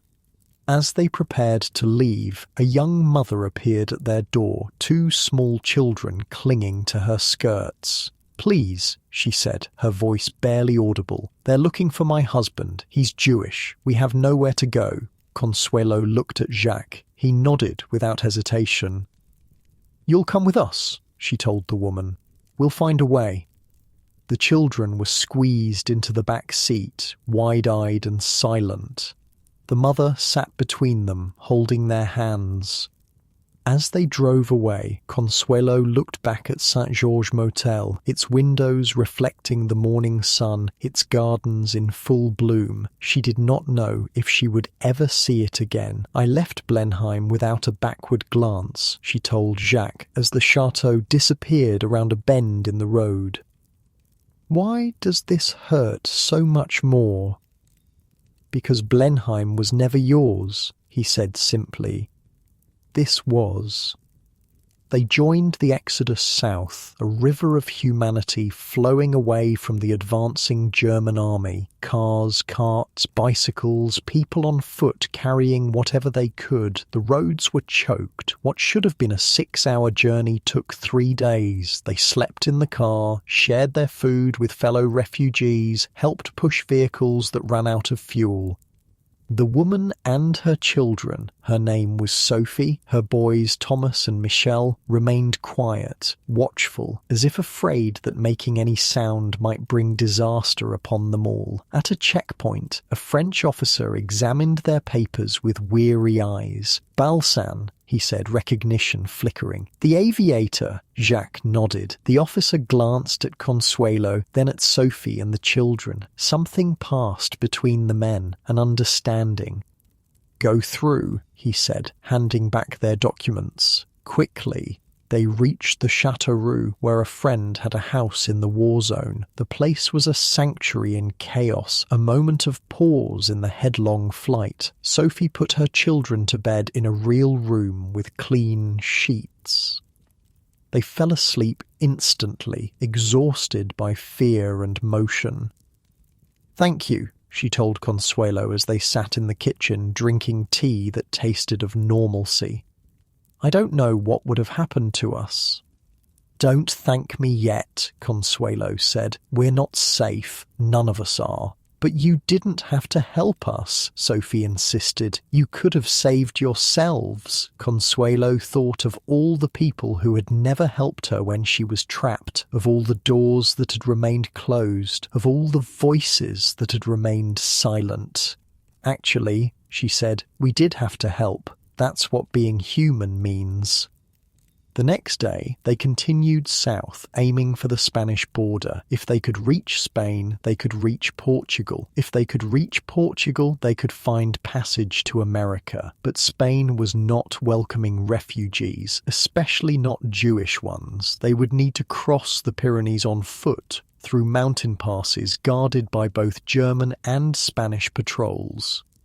Jacques knew people, fellow pilots, resistance fighters already organising. Arrangements were made, guides were found, money changed hands. They abandoned the car, taking only what they could carry. Sophie's boys were too young to walk far, so Jacques carried Thomas on his shoulders while Consuelo took turns with Sophie carrying Michel. The mountain path was steep, treacherous in the summer heat. They moved only at night, hiding during the day in shepherds' huts or caves or dense forest. On the third night, they heard dogs barking in the distance. Patrols. They froze, holding their breath. Michel whimpered, and Sophie quickly covered his mouth with her hand. The barking grew louder, then fainter. The patrol had turned another way. They continued, every step a victory against fear, against the forces that sought to destroy lives deemed unworthy. When they finally crossed into Spain, there was no celebration, only exhaustion and the knowledge that they were still far from safe. From Spain to Portugal, from Portugal to a ship bound for New York. Each stage of the journey brought new challenges, new papers to procure, new bribes to pay, new officials to convince. But they had resources others did not, money, connections, American passports, and they used every advantage not just for themselves, but for Sophie and her boys and for others they met along the way. "I never thought," Sophie told Consuelo one night on the ship, as they watched the endless Atlantic, "that I would be saved by a duchess." Consuelo smiled. "I'm not a duchess anymore, just a woman who remembers what it's like to be trapped." As the ship approached New York Harbor, Consuelo stood on deck in the early morning light. The skyline emerged from the mist, the Statue of Liberty holding her torch against the dawn. She had left America as a teenage bride, sold for a title. She returned as a woman who had built hospitals, saved lives, found love on her own terms. "Full circle," Jacques said, coming to stand beside her at the rail. "Not quite," she corrected. "Circles end where they begin. I'm not the same person who left." "No," he agreed, taking her hand. "You're much more. Behind them, Sophie and her boys came on deck, their faces turned toward the approaching land of safety. "What will we do in America?" Sophie asked, her voice uncertain. "We'll survive," Consuelo said simply, "and then we'll help others do the same." As the ship docked and the passengers prepared to disembark, Consuelo thought of all the journeys that had brought her to this moment, from Fifth Avenue to Blenheim, from London to Paris, from war to peace, and back to war again. Each step had shaped her, each challenge had strengthened her, each loss had taught her what mattered and what did not. Now, as she prepared to begin yet another chapter, she knew one thing with absolute certainty: she was finally, truly free. America was not as Consuelo remembered it. The country that had sent her away in silks and jewels now received her as a refugee, one among thousands fleeing a burning Europe. But unlike most who arrived with nothing, she came with resources, connections, and a fierce determination to help those less fortunate. They settled first with her brother Willie on Long Island. His home, sprawling and secure, offered a moment to breathe, to take stock, to plan their next move. Sophie and her boys were given a cottage on the grounds. Jacques helped the boys build model airplanes. Consuelo taught Sophie English. In the evenings, they listened to war news on the radio, marking maps with pins, watching Europe disappear beneath the Nazi tide. "I keep thinking about St. George Motel," Consuelo told Jacques one night as they walked along the shore. "The children who came to our camp, the hospital, what's happening to them all?" "Some will survive," he said. "Some won't. We did what we could." "It doesn't feel like enough." He took her hand. "It never does." The Red Cross asked for her help coordinating relief efforts for France. She said yes without hesitation. Her fluent French, her connections on both sides of the Atlantic, her experience managing large-scale projects during the previous war, all made her invaluable. She established an office in Manhattan, gathered volunteers, organized shipments of medical supplies and food. She wrote letters, made calls, pulled strings. She used every connection, every favor owed, every resource at her disposal. Mrs. Balsan, a young volunteer, asked one day, "Is it true you used to be a duchess?" Consuelo looked up from a stack of invoices. "A lifetime ago," she said, "but you gave it up." "I didn't give up anything worth keeping." The woman nodded slowly. "My fiancé is in the Pacific. Everyone says I should wait for him, that it's my duty." "Do you love him?" Consuelo asked. "I thought I did. Now I'm not sure." Consuelo set down her pen. "The only duty that matters is the one you owe yourself. Everything else is just other people's expectations." As the war intensified, news from France grew sparse. St. George Motel had been requisitioned by German officers. Villa Aise was occupied. The hospital continued to operate, but under strict German supervision. Friends disappeared. Letters went unanswered. Rumours filtered through Switzerland of arrests, deportations, executions. Jacques received word that several of his fellow pilots from the Lafayette Escadrille had joined the resistance. Some had already been captured, tortured, killed. "Should we have stayed?" he asked Consuelo one night. "Should we have fought?" "We are fighting," she said, "just not with guns." Through the French Relief Fund, they raised millions of dollars, sending aid through neutral channels, supporting underground networks, helping refugees establish new lives in America. Sophie's husband was among those they helped locate and extract. A mathematician who had worked at the Sorbonne, he had escaped to unoccupied France, then to Portugal. The reunion at the pier in New York was a moment of pure joy amid so much darkness. "You saved my family," he told Consuelo, his voice breaking. "How can I ever repay you?" "Live well," she said simply. "That's payment enough." In 1942, they decided to move south. The Long Island winters were harsh, and Jacques' health was showing signs of strain. They found property in Manalapan, just south of Palm Beach, Florida. Records show that in 1942, Consuelo built a house there designed by architect Maurice Fatio. Named Casa Alva, in honor of her mother, the 26,000-square-foot mansion became their wartime haven. Unlike the palaces of her past, Casa Alva was designed for comfort, not show. The rooms were airy, the furnishings chosen for beauty and utility rather than pedigree. The gardens stretched to the water, filled with tropical flowers and fruit trees. Local children were invited to swim in the pool, to picnic on the lawn. Veterans convalescing at nearby hospitals came for weekend retreats. The house hummed with activity, with purpose. "I never thought I'd build another big house," she told Jacques as they watched the construction. "After Blenheim, I swore I was done with palaces." "This isn't a palace," he corrected. "It's a workshop."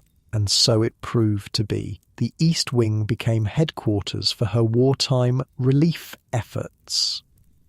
The ballroom hosted fundraisers for bonds, for the Red Cross, for refugee organizations. The kitchen produced thousands of meals for local service members. In 1943, she was approached by Stuart Preston, an art critic for the New York Times. "I believe," he said over tea on the terrace, "that your story deserves to be told." She raised an eyebrow. "My story? The American duchess who walked away, the heiress who chose freedom over a crown. It's a narrative for our times." She sipped her tea, considering. Why would anyone care about the troubles of a rich woman? Because your struggles, despite the gilded setting, are fundamentally human, and because your journey from decoration to determination offers hope. She agreed to consider it. That night she brought out the journals she had begun at Villa A's, the pages filled with memories she had excavated carefully, painfully, over years. "Should I?" she asked Jacques. "Would it serve any purpose?" "That depends," he said, "on what purpose you want it to serve." "I don't want vengeance or validation, but perhaps perspective. A reminder that even the most gilded cage is still a cage." He nodded. "Then tell it, all of it, the pain and the triumph." She began working with Preston, shaping her journals into a narrative. They worked in the mornings, when her mind was sharpest. Afternoons were still devoted to war work, to correspondence, to organizing aid. The process was not easy. Excavating old wounds, reliving old humiliations, recognizing her own complicity in her confinement, all required a courage different from what had carried her through those years. "I was so young," she said one morning, setting down her pen. "So completely unprepared for what they asked of me." "And yet you survived," Preston reminded her. "Not just survived, but emerged stronger." In the spring of 1944, news began to shift. The Allies landed in Normandy. Paris was liberated. The tide turned. Reports filtered in about St. Georges Motel. The chateau had been used as German headquarters, then as a field hospital. It was damaged but standing. The gardens were destroyed, the furnishings looted, but the walls remained. Villa A's had fared worse. Occupied first by Italians, then by Germans, it had been heavily damaged in fighting as the Allies pushed up from the south. The Foch Hospital had survived, operating throughout the occupation. The staff had hidden wounded resistance fighters, Jewish children, Allied airmen shot down over France. Some had been caught, deported, executed. Others had maintained their secret work until liberation. "We'll rebuild," Jacques promised. "When this is over, we'll go back and make it whole again." She nodded, but they both knew that some things, once broken, could never be fully restored. In the fall of 1945, the war ended. Europe lay in ruins. Millions were dead, millions more displaced. The world had changed fundamentally, and so had they. They were American now, not just by passport, but by choice. Their lives, their work, their future was here. They maintained their connections to France, sent aid for reconstruction, supported the hospital through its rebuilding, but they did not return to live. "I've had enough of empires falling," Consuelo said when asked why. "I prefer to be where things are being built, not where they're crumbling." Her sons visited when they could. Blandford, now the 10th Duke of Marlborough, brought his family to Casa Alva. The grandchildren filled the house with laughter, with future. Ivor, her younger son, came more often. He had never felt the weight of title and expectation as heavily as his brother. He and Jacques became close, sharing a love of flying, of adventure. In these years of relative peace, Consuelo continued her work with local hospitals, with children's charities, with cultural institutions. She served on boards, raised funds, lent her name and time to causes she believed in. But increasingly she turned inward, to reflection, to writing, to the pleasure of a life lived on her own terms. The memoir took shape slowly, carefully. She was determined to be honest but not cruel, reflective but not bitter. She wanted to tell the truth of her experience without condemning those who had shaped it. "What will you call it?" Jacques asked one evening as she reviewed the manuscript. She thought for a moment. "The glitter and the gold." "Perfect," he nodded. Which was which? She smiled. "That's for the reader to decide." When the book was finally published in 1953, it caused a sensation. For 8 months, it remained on the New York Times bestseller list. Critics praised its candor, its insight, its elegant restraint. Consuelo Vanderbilt Balsan has given us not just a memoir, but a mirror, wrote one reviewer. In her story, we see reflected the changing status of women, the fading of aristocratic power, the emergence of American influence, and most poignantly, one woman's journey from object to agent. Letters arrived from around the world, women who had made similar journeys from constraint to freedom, men who had never considered the price of female compliance, young people inspired by her courage to make their own choices. "I never expected such a response," she told Jacques as they sorted through the mail. "I thought it would be dismissed as the complaints of a privileged woman. People recognize truth," he said simply. "And yours is universal." She received invitations to speak, to lecture, to advise. She accepted some, declined others. She had no interest in becoming a celebrity or a symbol. She had been a symbol once before, and the experience had nearly erased her. In 1946, she and Winnaretta Singer, the Princesse de Polignac, decided to sell Renoir's Le Moulin de la Galette to fund French children's relief efforts. The painting, which had hung in their Paris salon, brought a substantial sum. "Art for life," Consuelo said when asked about the sale. "It seems a fair exchange." Throughout these years, she and Jacques maintained a rhythm of quiet contentment. Winters at Casa Alva, summers in cooler climates. They travelled when they wished, entertained when they chose, lived according to no calendar but their own. "Do you ever miss it?" he asked her once as they watched the sunset from their terrace. "The pageantry, the palaces, the title?" She considered the question seriously, as she did all his questions. "I miss certain moments," she said finally, "certain people, certain places, but not the life itself. It was beautiful but hollow, like a perfect shell with nothing inside."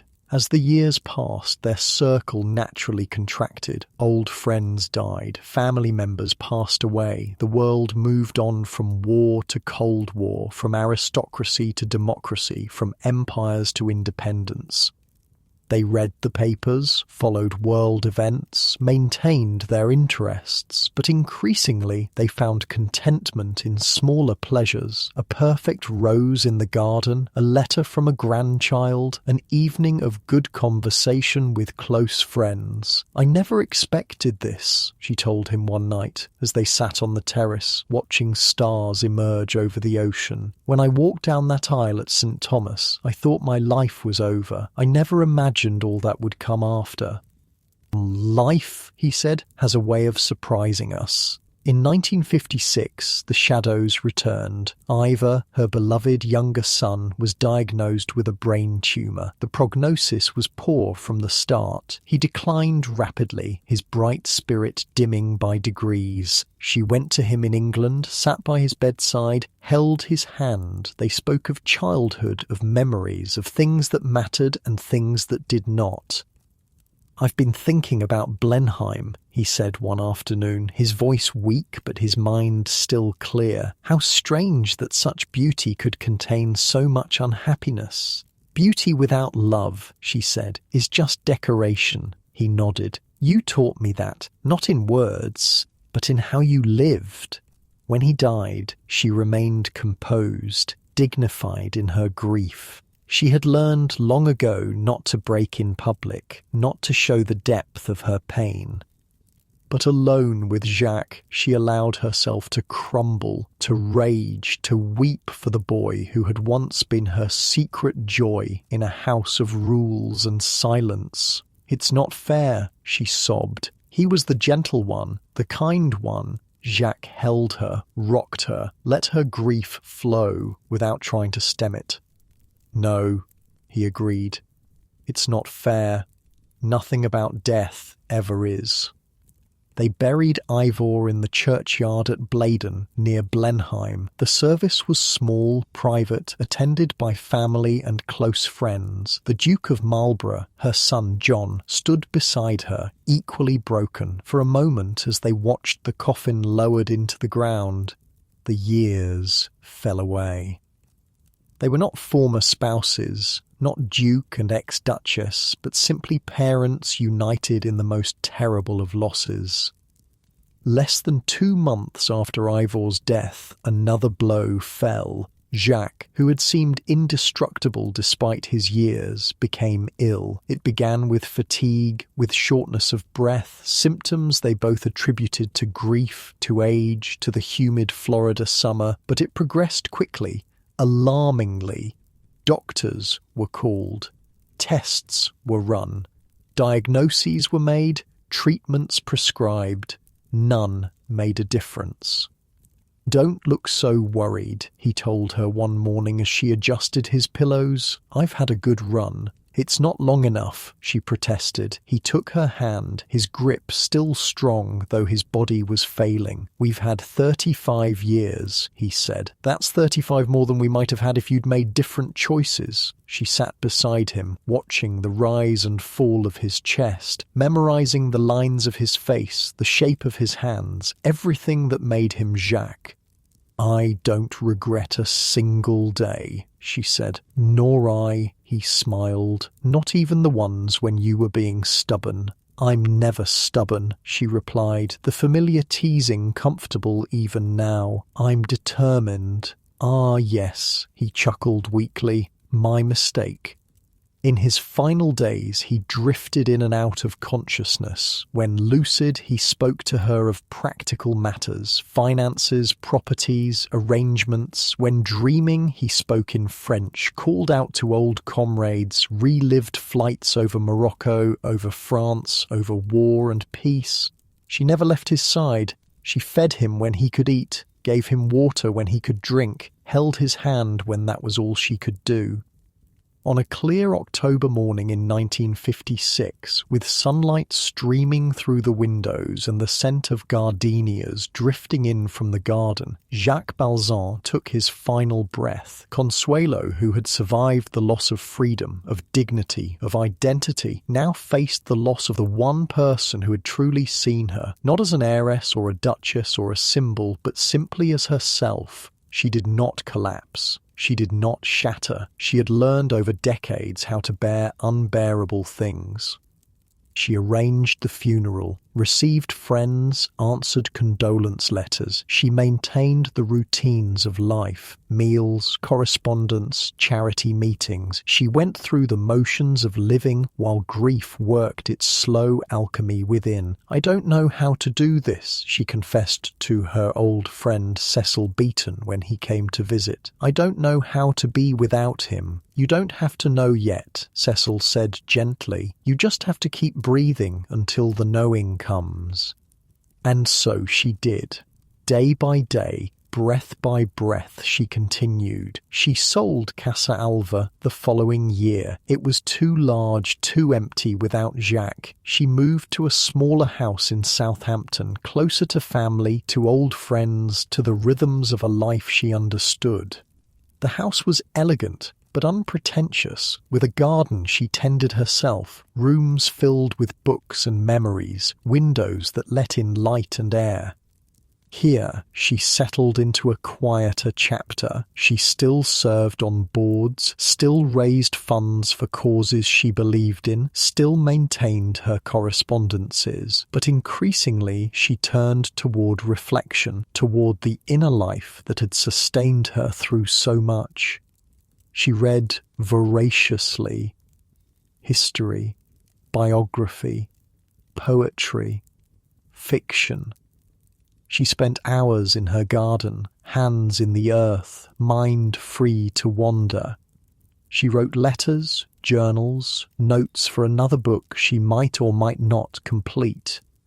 Grandchildren visited, bringing noise and energy and future. She delighted in them, in their freedoms, in the choices open to them that had been closed to her. "Grandmama," her granddaughter Sarah asked one afternoon as they shelled peas on the porch, "why didn't you stay a duchess? All my friends think it sounds wonderful." Consuelo smiled. It looked wonderful from the outside, like a fairy tale, but real fairy tales aren't about ball gowns and tiaras. They're about surviving the forest, outwitting the wolf, finding your way home. The girl considered this, her young face serious. "Did you find your way home?" "Eventually," Consuelo nodded, "but it wasn't where I expected it to be." As the years passed, the world changed around her. Television brought distant events into living rooms. Jets made oceans narrow. Youth culture emerged, rebelled, transformed society. She watched it all with interest, with perspective, occasionally with concern. She had seen too much history to be shocked by changing fashions or shifting values. She had lived through too many transformations to fear new ones. "The only constant," she told a journalist who interviewed her for a retrospective on the Gilded Age, "is change itself, and the only wisdom is learning to navigate it with grace." In 1964, pneumonia came gently. There was no struggle, no dramatic decline, just a gradual ebbing of strength, of breath, of life itself. Her son John came from England, friends gathered, doctors consulted, but all knew this was not a battle to be fought, but a passage to be made. In her last days, she drifted between past and present, speaking sometimes to people long gone, sometimes to those at her bedside. "Jacques," she said clearly one afternoon, though she had been silent for hours, "I see you." Those watching couldn't know if it was memory or vision, past or future. It didn't matter. The smile that curved her lips held all they needed to know.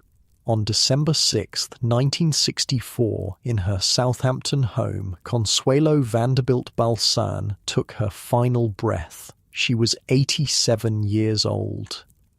There were no trumpets, no processions, just the quiet slipping away of a woman who had travelled so far from gilded cage to hard-won freedom. They buried her not at Blenheim, not in New York, but in the churchyard at Bladon, beside her son Ivor. It was her choice, her final assertion of who and what mattered most.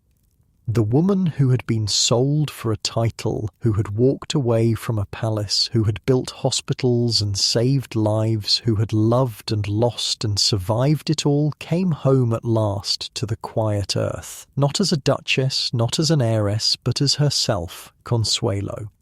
As you lie here now, warm and safe in your bed, think about the journey she made from that weeping bride to the woman who found her voice, her purpose, her true self. Unlike the discomfort of her steel brace or the weight of her diamond collar, you can sink deeper into your pillow, knowing that while her story had hardship, it also had triumph.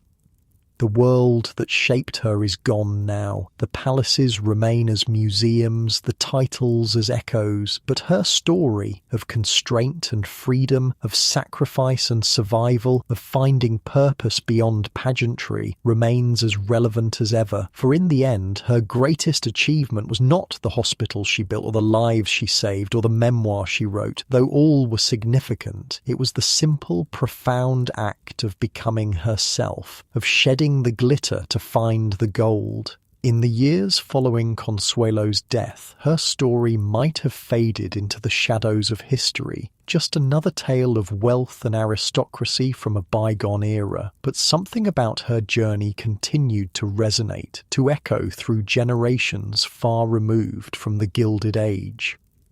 Perhaps it was the universal elements of her story, a young woman forced into a life not of her choosing, who gradually, painfully found her way to freedom. Perhaps it was the contrast between the glittering surface of her existence and the hollow reality beneath. Or perhaps it was simply the quiet courage with which she eventually reclaimed her life. Whatever the reason, Consuelo Vanderbilt Balsan refused to disappear. I met her once. An elderly docent at Blenheim Palace told a group of tourists in 1980 I was just a girl, maybe 10 years old. She had come back to visit her son, the Duke. Everyone was whispering about her, the American duchess who'd walked away. The tourists leaned closer, hungry for personal details about this woman whose portrait still hung in the Great Hall. She saw me staring and came over, asked my name. Then she knelt down, in this gorgeous outfit, mind you, and asked if I'd like to see the secret passage behind the library. Not even the tour guides knew about it, just her and the children who'd once played there. What was she like? Someone asked. The docent smiled. Kind. That's what I remember most. Not grand or distant, just kind. These small stories, these personal remembrances kept Consuelo present in the world she'd left behind, not as a duchess or an heiress, but as a human being who had touched other lives. At the Foch Hospital in Suresnes, her legacy continued in more concrete form. Though damaged during World War II, the hospital had been rebuilt and expanded. By the 1970s, it had become one of the premier medical facilities in France, particularly known for its renal transplant program. A plaque in the main lobby acknowledged its founders, including Madame Jacques Balsan, formerly Consuelo Vanderbilt, Duchess of Marlborough. But more important than the plaque were the thousands of lives saved, the pain eased, the care given to those who might otherwise have been overlooked. This, perhaps, was her truest monument, not built of marble or gold, but of compassion made tangible.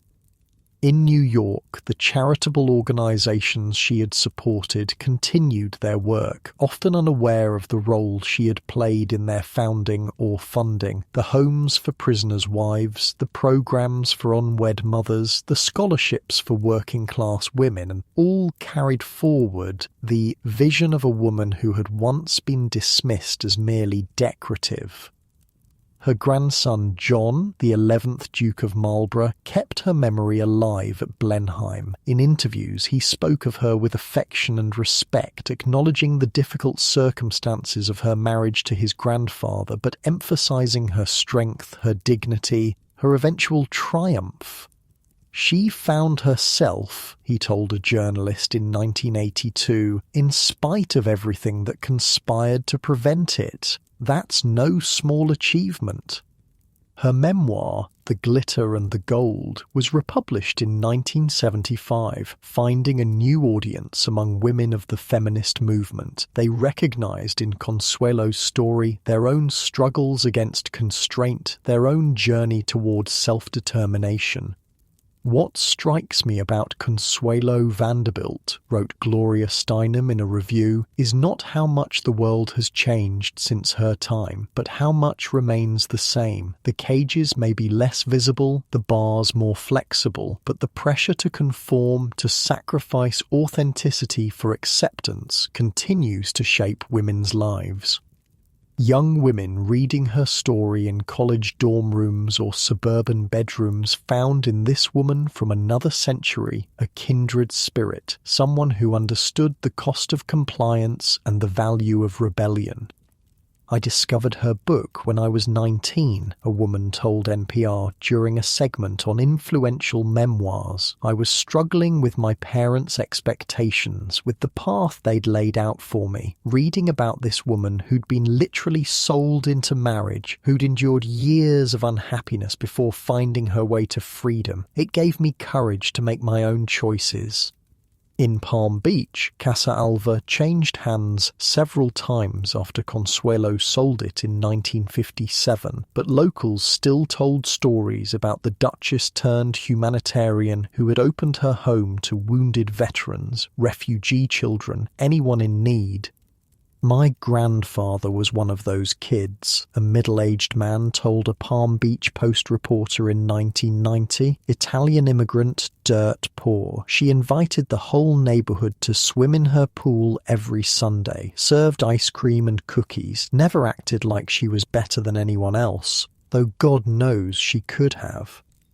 In 1987, when the National Portrait Gallery in London held an exhibition titled "Dollar Princesses, American Heiresses and the British Aristocracy," Consuelo's portrait by John Singer Sargent occupied a central position. Visitors lingered before it, struck by the contrast between the formal pose, the perfect composure, and the eyes that seemed to look beyond the frame to something else, something distant. "There's a sadness there," observed a young woman to her companion, "but also a kind of determination, resilience," her friend suggested, "like she's enduring but also planning her escape." They couldn't have known how accurate their observation was, how precisely they had captured the moment Sargent had frozen in paint, a woman playing a role while already beginning to imagine another life. In 2010, when Downton Abbey sparked renewed interest in the era of Anglo-American marriages, Consuelo's story resurfaced yet again. Documentaries, articles, books examined the phenomenon of cash for coronets, the exchange of American fortunes for British titles that had characterized the late 19th and early 20th centuries.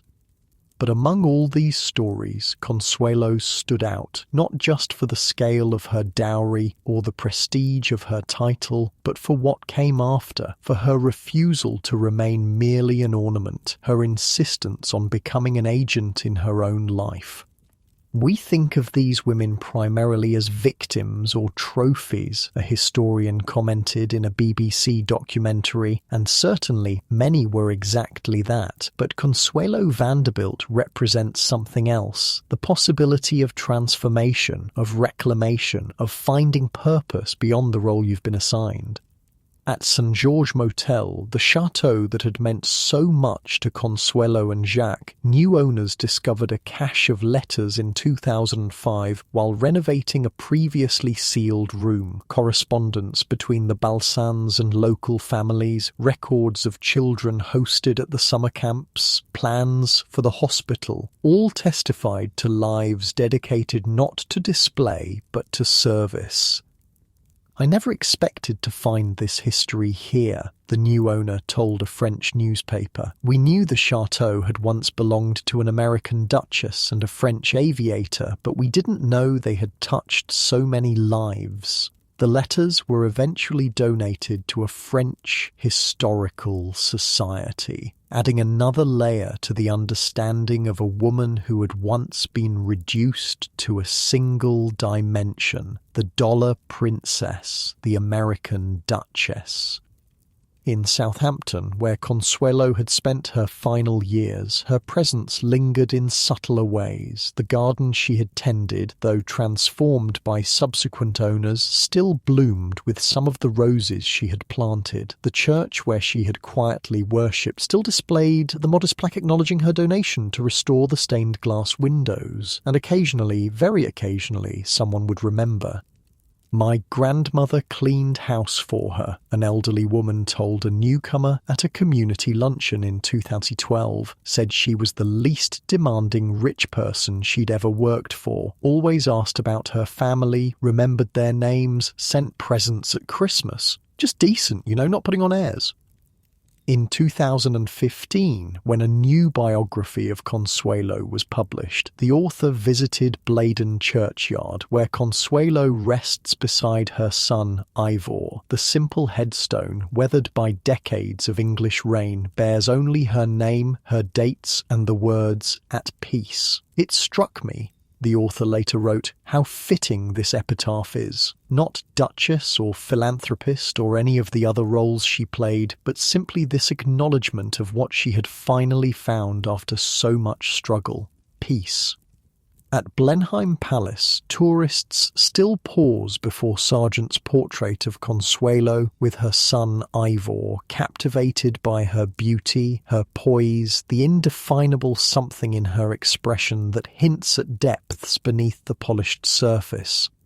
Few know the full story: the steel brace that shaped her posture, the mother who shaped her destiny, the years of silent endurance, the gradual awakening to her own power. Few understand what it cost her to stand so straight, to smile so correctly, to play her role so perfectly, but some sense it. Some look at her face and recognize a kindred spirit across the decades, someone who knew what it meant to be valued for appearance rather than essence, for status rather than self.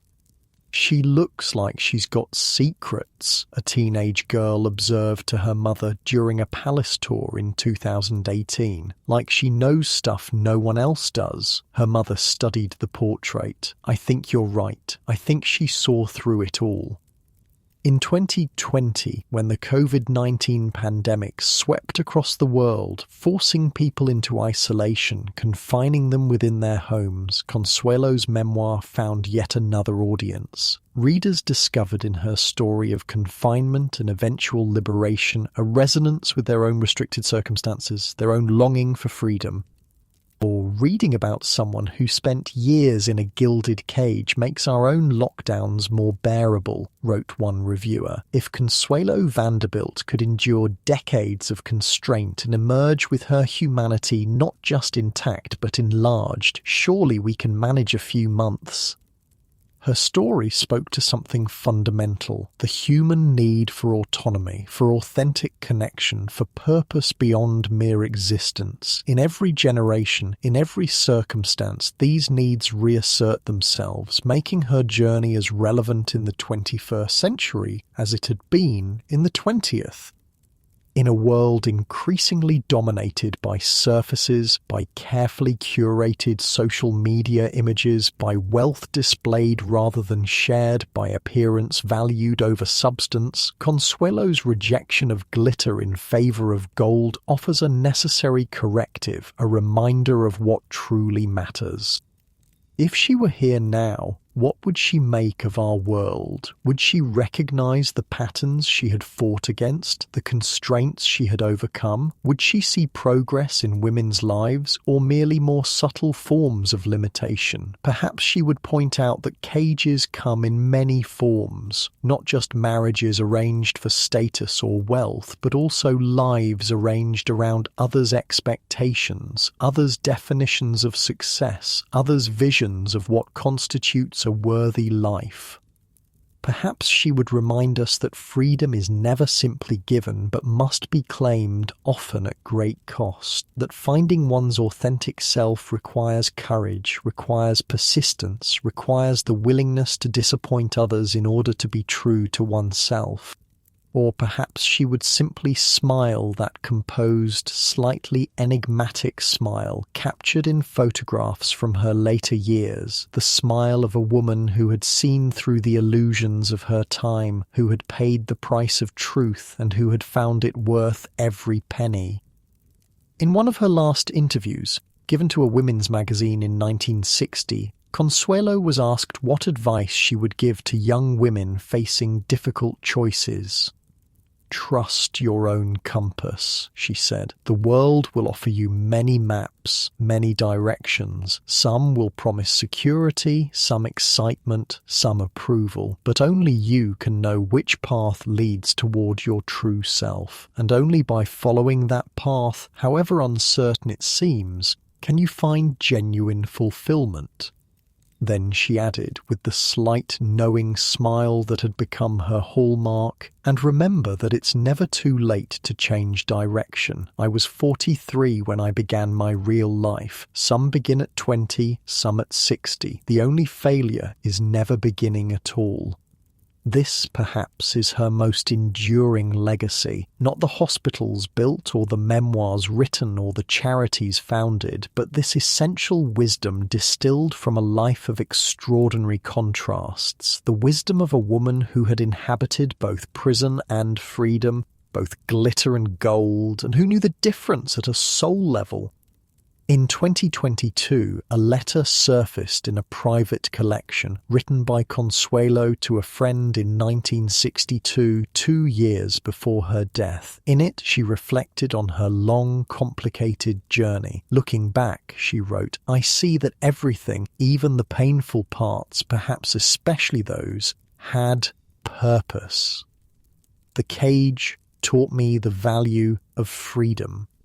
The silence taught me the power of voice. The emptiness taught me to recognize fullness when it finally came. I was fortunate," she continued, "not in the ways the world thought, the wealth, the title, the palaces, but in finding my way, eventually, to what mattered, to work that served others, to love freely given and received, to the peace that comes from living in harmony with one's true nature. If I could tell my younger self anything," she concluded, "it would be this. The path is longer and harder than you can imagine, but what waits at the end is worth every step. Keep walking, keep hoping, keep believing in the possibility of a life that is truly your own. It exists, I promise." In a world that still often values women more for appearance than action, more for compliance than courage, her promise remains a beacon, a reminder that transformation is possible, that authentic selfhood can be reclaimed, that even the most gilded cage cannot contain the human spirit indefinitely. So, as the lights dim on Consuelo's story, as we prepare to leave her to her hard-won peace, perhaps we can carry forward something of her journey. Perhaps we can recognize the cages in our own lives, the expectations that constrain us, the fears that confine us, the illusions that distract us from what truly matters. Perhaps we can find in her example the courage to ask the essential questions. What is real beneath the glitter? What truly nourishes the soul? What constitutes a life well lived? And perhaps, like Consuelo, we can discover that the answers often lie not in acquisition but in contribution, not in status but in service, not in being admired but in being authentic. For in the end, her story is not just about a dollar princess who became a duchess, who became herself. It is about the universal human journey from constraint to freedom, from role to soul, from living others' definitions to defining life on one's own terms. It is a journey we are all invited to make, regardless of era or circumstance. A journey that begins with the recognition that the most beautiful cage is still a cage, and ends with the discovery that true fulfillment lies not in conforming to others' expectations, but in becoming who we most deeply are. As Consuelo wrote in the final pages of her memoir, the glitter fades, it always does, but the gold, the true gold of human connection, of meaningful work, of authentic selfhood that endures, that remains when all else is dust. And so we leave her, this woman of many names and many lives, Consuelo Vanderbilt, Duchess of Marlborough, Mrs. Jacques Balsan, finally at peace beneath the quiet English sky, having completed her remarkable journey from object to subject, from possession to person, from someone else's story to the author of her own life. Her grave is simple, unadorned, a stark contrast to the palaces and mansions that once defined her, but perhaps that simplicity is the most fitting monument of all, for in the end she discovered what so many seek and so few find, that true wealth has nothing to do with money, true nobility nothing to do with titles, and true happiness nothing to do with others' approval. She discovered, in short, the difference between glitter and gold, and in sharing that discovery through her life, her work, and her words, she left behind a legacy more valuable than all the Vanderbilt millions, a legacy of courage, of transformation, of the radical possibility of beginning again, no matter how the story starts. Unlike the steel rod that once shaped Consuelo's spine, you can sink deeper into your pillow now, letting her story settle around you like a gentle blanket. The journey from constraint to freedom that took her decades can visit you in dreams, reminding you that even the most gilded cage cannot contain the human spirit forever. Rest now, knowing that somewhere beyond the glitter, the true